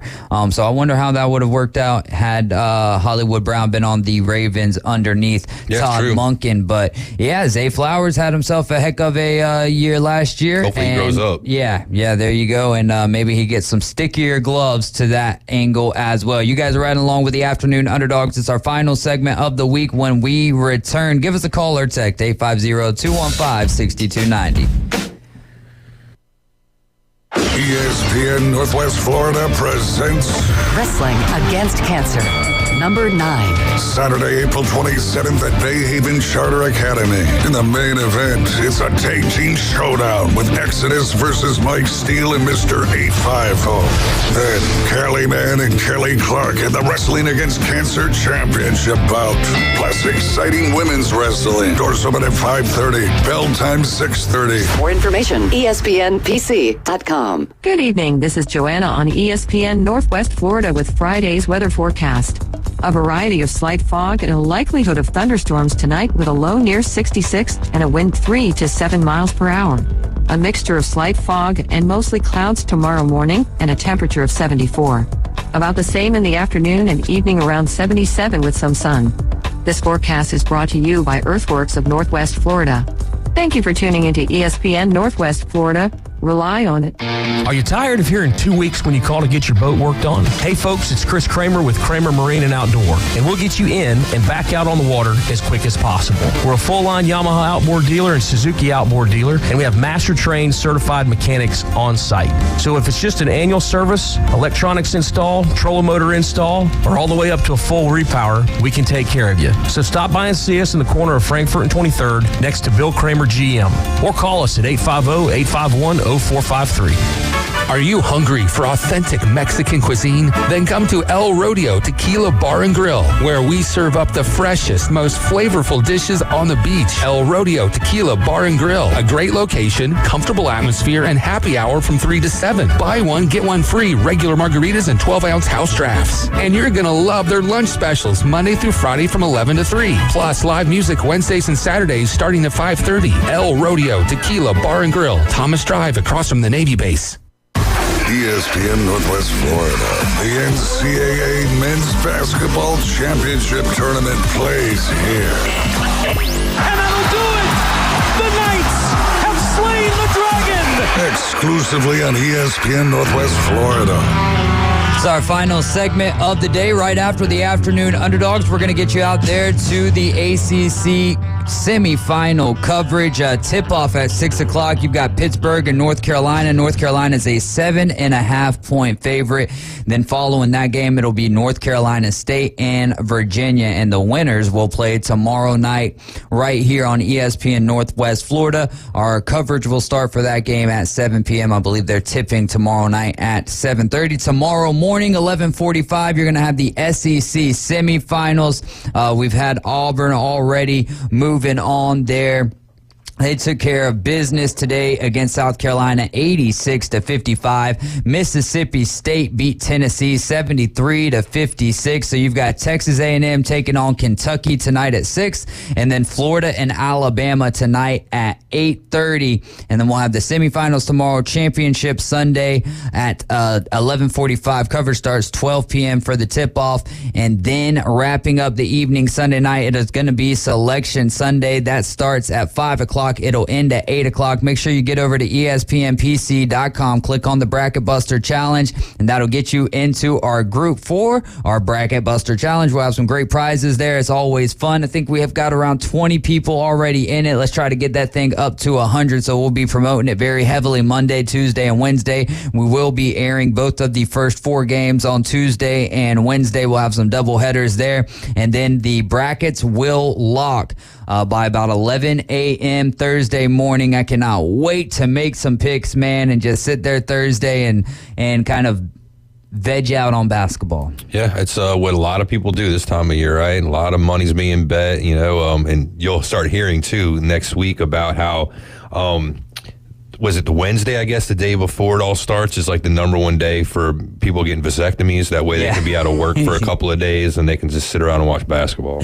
There you go. Well, in women's basketball, the number 1 seed, the Lady Commodores, they're going to be taking on the 4 seed, the Lady Indians of Chipola. That game is set for 8 p.m. tonight. It's over there in Niceville, so you still got enough time to head over there and check that game out. In baseball, the Commodores are going to be starting their 2-game series. They're already playing. I can honestly check for a little update on that here in a second. And then a doubleheader tomorrow at Joe Tom King Field. The number 9 Lady Commodores are going to be hosting the Pensacola State Pirates. That game will start. The first game is at 1 o'clock, and then the second game at 3 p.m. tomorrow. A couple of big names. I was going to ask Kerry Miller earlier when we had him on about what he thought about maybe Juwan Howard or Jerry Stackhouse taking on the Louisville job. Right, because they're available now. Yeah, I wonder how AG would feel about that. Juwan Howard helped Michigan to the worst season that they've ever had at 8-24 this last year. A tough go for Michigan, so he's out there. Jerry Stackhouse out as head coach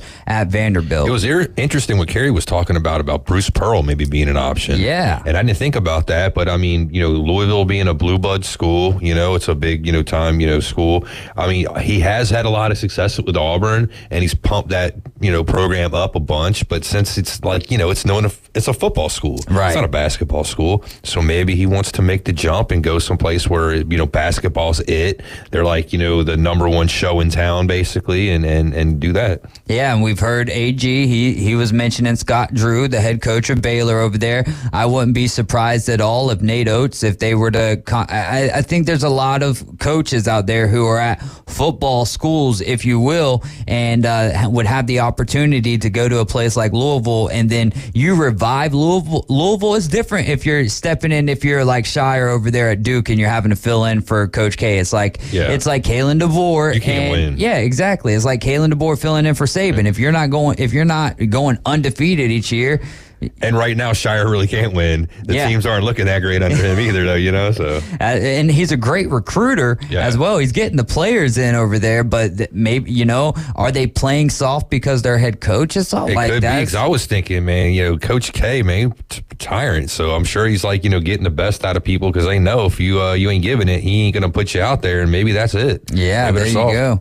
Well, when we had Moses Sanders on earlier, you were mentioning Jake Paul and Mike Tyson with him. What about Nate Diaz and Jorge Masvidal? They're going to be fighting again June 1st. That'll be at the Kia Forum in Inglewood, California. But this time it's going to be a boxing match, according to officials who told ESPN. This was from Wednesday. The two fought in the UFC 244 main event. That was back in 2019 at MSG for the BMF title. Masvidal won via TKO. It was a doctor stoppage.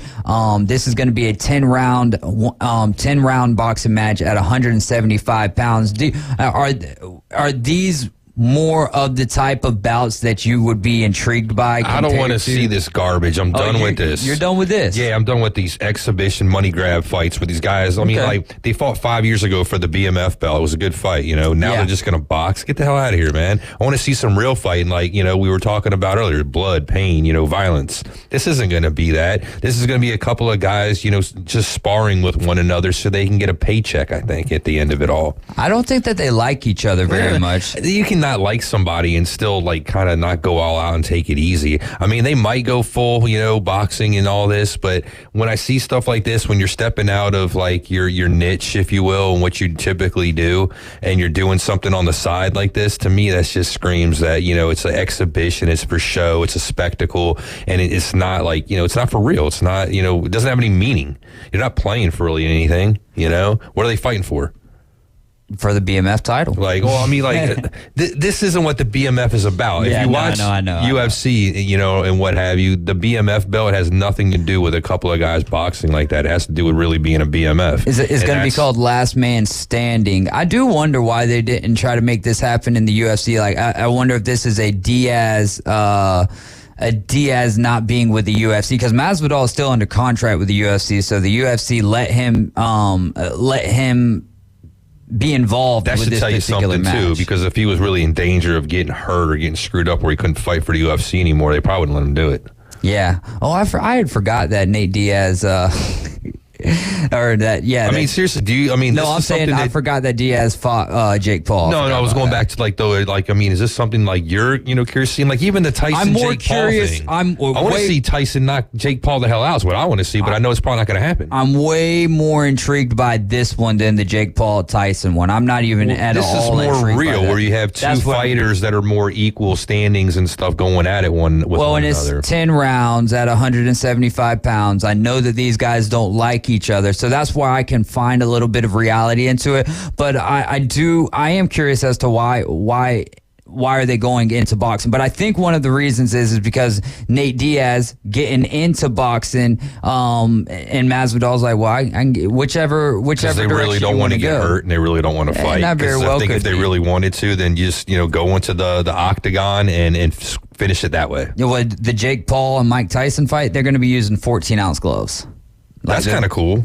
Those are like different. The big puffy gloves. Yeah, it's something different, see what happens. It adds more into like the story. Well, I mean, it's like, okay, so you already kind of have it as like, a bit of a spectacle anyways, you know what I'm saying? So you might as well go the full 9, you know what I'm saying, if you're going to do it that way. So, I mean, yeah, they're bigger gloves, more weight. Yes, sir. Looking here, I didn't even see this earlier, that the Rams have signed Jimmy G.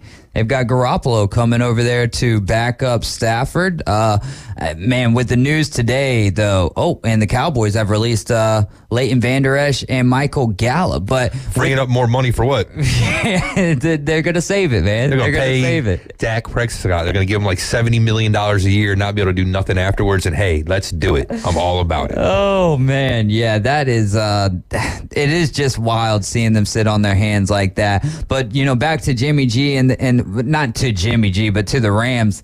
I know that it's just one player, and one player doesn't make a football team, but the loss of Aaron Donald on the front lines of that defensive line is, I think, I don't know if I can put any stock into the LA Rams for next year. That's losing a general, man. Like in the military or something. Like you can't just lose somebody like that and not skip a beat. You lose a big piece like that, guy retires, it hurts, and it's going to hurt probably for a while. I mean, he's like one of the biggest reasons why they were able to do what they were able to do the last handful of years anyways.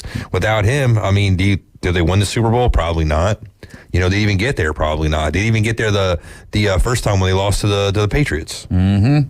Yes, sir. How's your Philadelphia Flyers doing in the world of hockey? Third right now in the Metropolitan Division. Standing-wise, okay, but the last few nights, not so hot. We lost to you guys, your team, like 7-0. We got drubbed by the foliage, the Leafs last night. Foliage, that was good. So, I mean, it's not the greatest. You don't want to, be going into the playoffs that way, but I think we're actually overachieving. We're doing, I think a lot better than a lot of people expected. The trade deadline was good for the Tampa Bay Lightning because since then they've been playing some really good hockey. They are up to the number 1 wild card spot in the Eastern Conference at this point. Got a 6-3 win over the Rangers last night. Braden Point with a hat trick. I want to say he had 3 assists to go along with that as well. So that means he scored 3 goals and assisted on every other goal as well. Talking about hat tricks, we only got a second here. We might need to expand on this, but me and AG talked about this. I think it was last week. Talked about the dynasty thing, and I came up with an idea like hat tricks. Okay, so if you win 3 championships in a row, that's a natural dynasty, like a natural hat trick, 3 consecutive goals. Okay, you get 3 spread out championships over like say 4 or 5 years.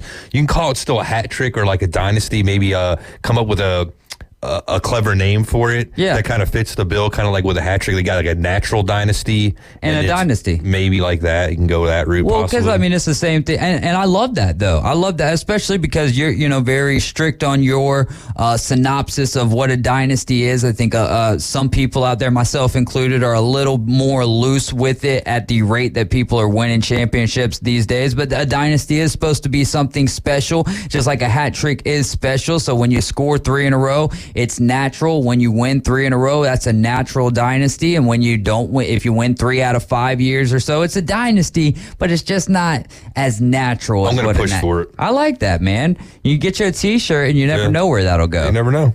Great stuff as always, Bone Crusher. Appreciate all that you do. Appreciate all of our guests, Carrie Miller, Moses Sanders, and Derek Tate. For Caveman Rick, I'm David Hayes. Coach James Hell Show is going to be live at 7 in the morning on Monday. The Inside Drive back with you 11 on Monday, and we'll be back at 4 on Monday. The ACC semifinals are coming up next. Y'all have a great weekend. Be safe out there. Just remember, Jesus loves you, and so do I. Be safe out there this weekend.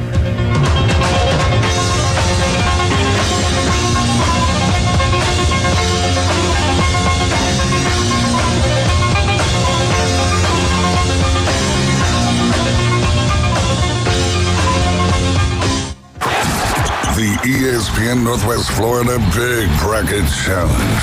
3-pointer, puts it in! We're taking March Madness to the next level. Join our bracket challenge at ESPNPC.com to compete with the ESPN Northwest Florida listeners and staff. The top 3 brackets win cash and prizes. Join the madness at ESPNPC.com. The ESPN Northwest Florida Big Bracket Challenge is sponsored by PCB Hobby, Pepsi, and Panama City Toyota. Good evening. This is Joanna on ESPN Northwest Florida with Friday's weather forecast. A variety of slight fog and a likelihood of thunderstorms tonight with a low near 66 and a wind 3 to 7 miles per hour. A mixture of slight fog and mostly clouds tomorrow morning and a temperature of 74. About the same in the afternoon and evening, around 77 with some sun. This forecast is brought to you by Earthworks of Northwest Florida. Thank you for tuning into ESPN Northwest Florida. Rely on it. Do you use the expensive blue or yellow pills to charge your sex life? Are you thinking about it? What if we can promise you the same results for less than $3 a pill? If you're paying $20 a pill for the other pills, you're getting taken to the cleaners. Our pills deliver the exact same results for less than $3. You'll save more than $16 a pill for the same results. And right now, radio callers will get 44 blue or yellow pills for $120 with free discreet shipping. You can save more than $700 off pharmacy prices. Charge your sex life now and save a ton of money. Call now and get your 44 pills and save over $700 and qualify for free shipping. Stop overpaying and call right now. Paid for by Steel Man Pills. 800-261-7365. 800-261-7365. 800-261-7365. That's 800-261-7365. WPLQ Port St. Joe, WGSX Lynn Haven. Powered by Panama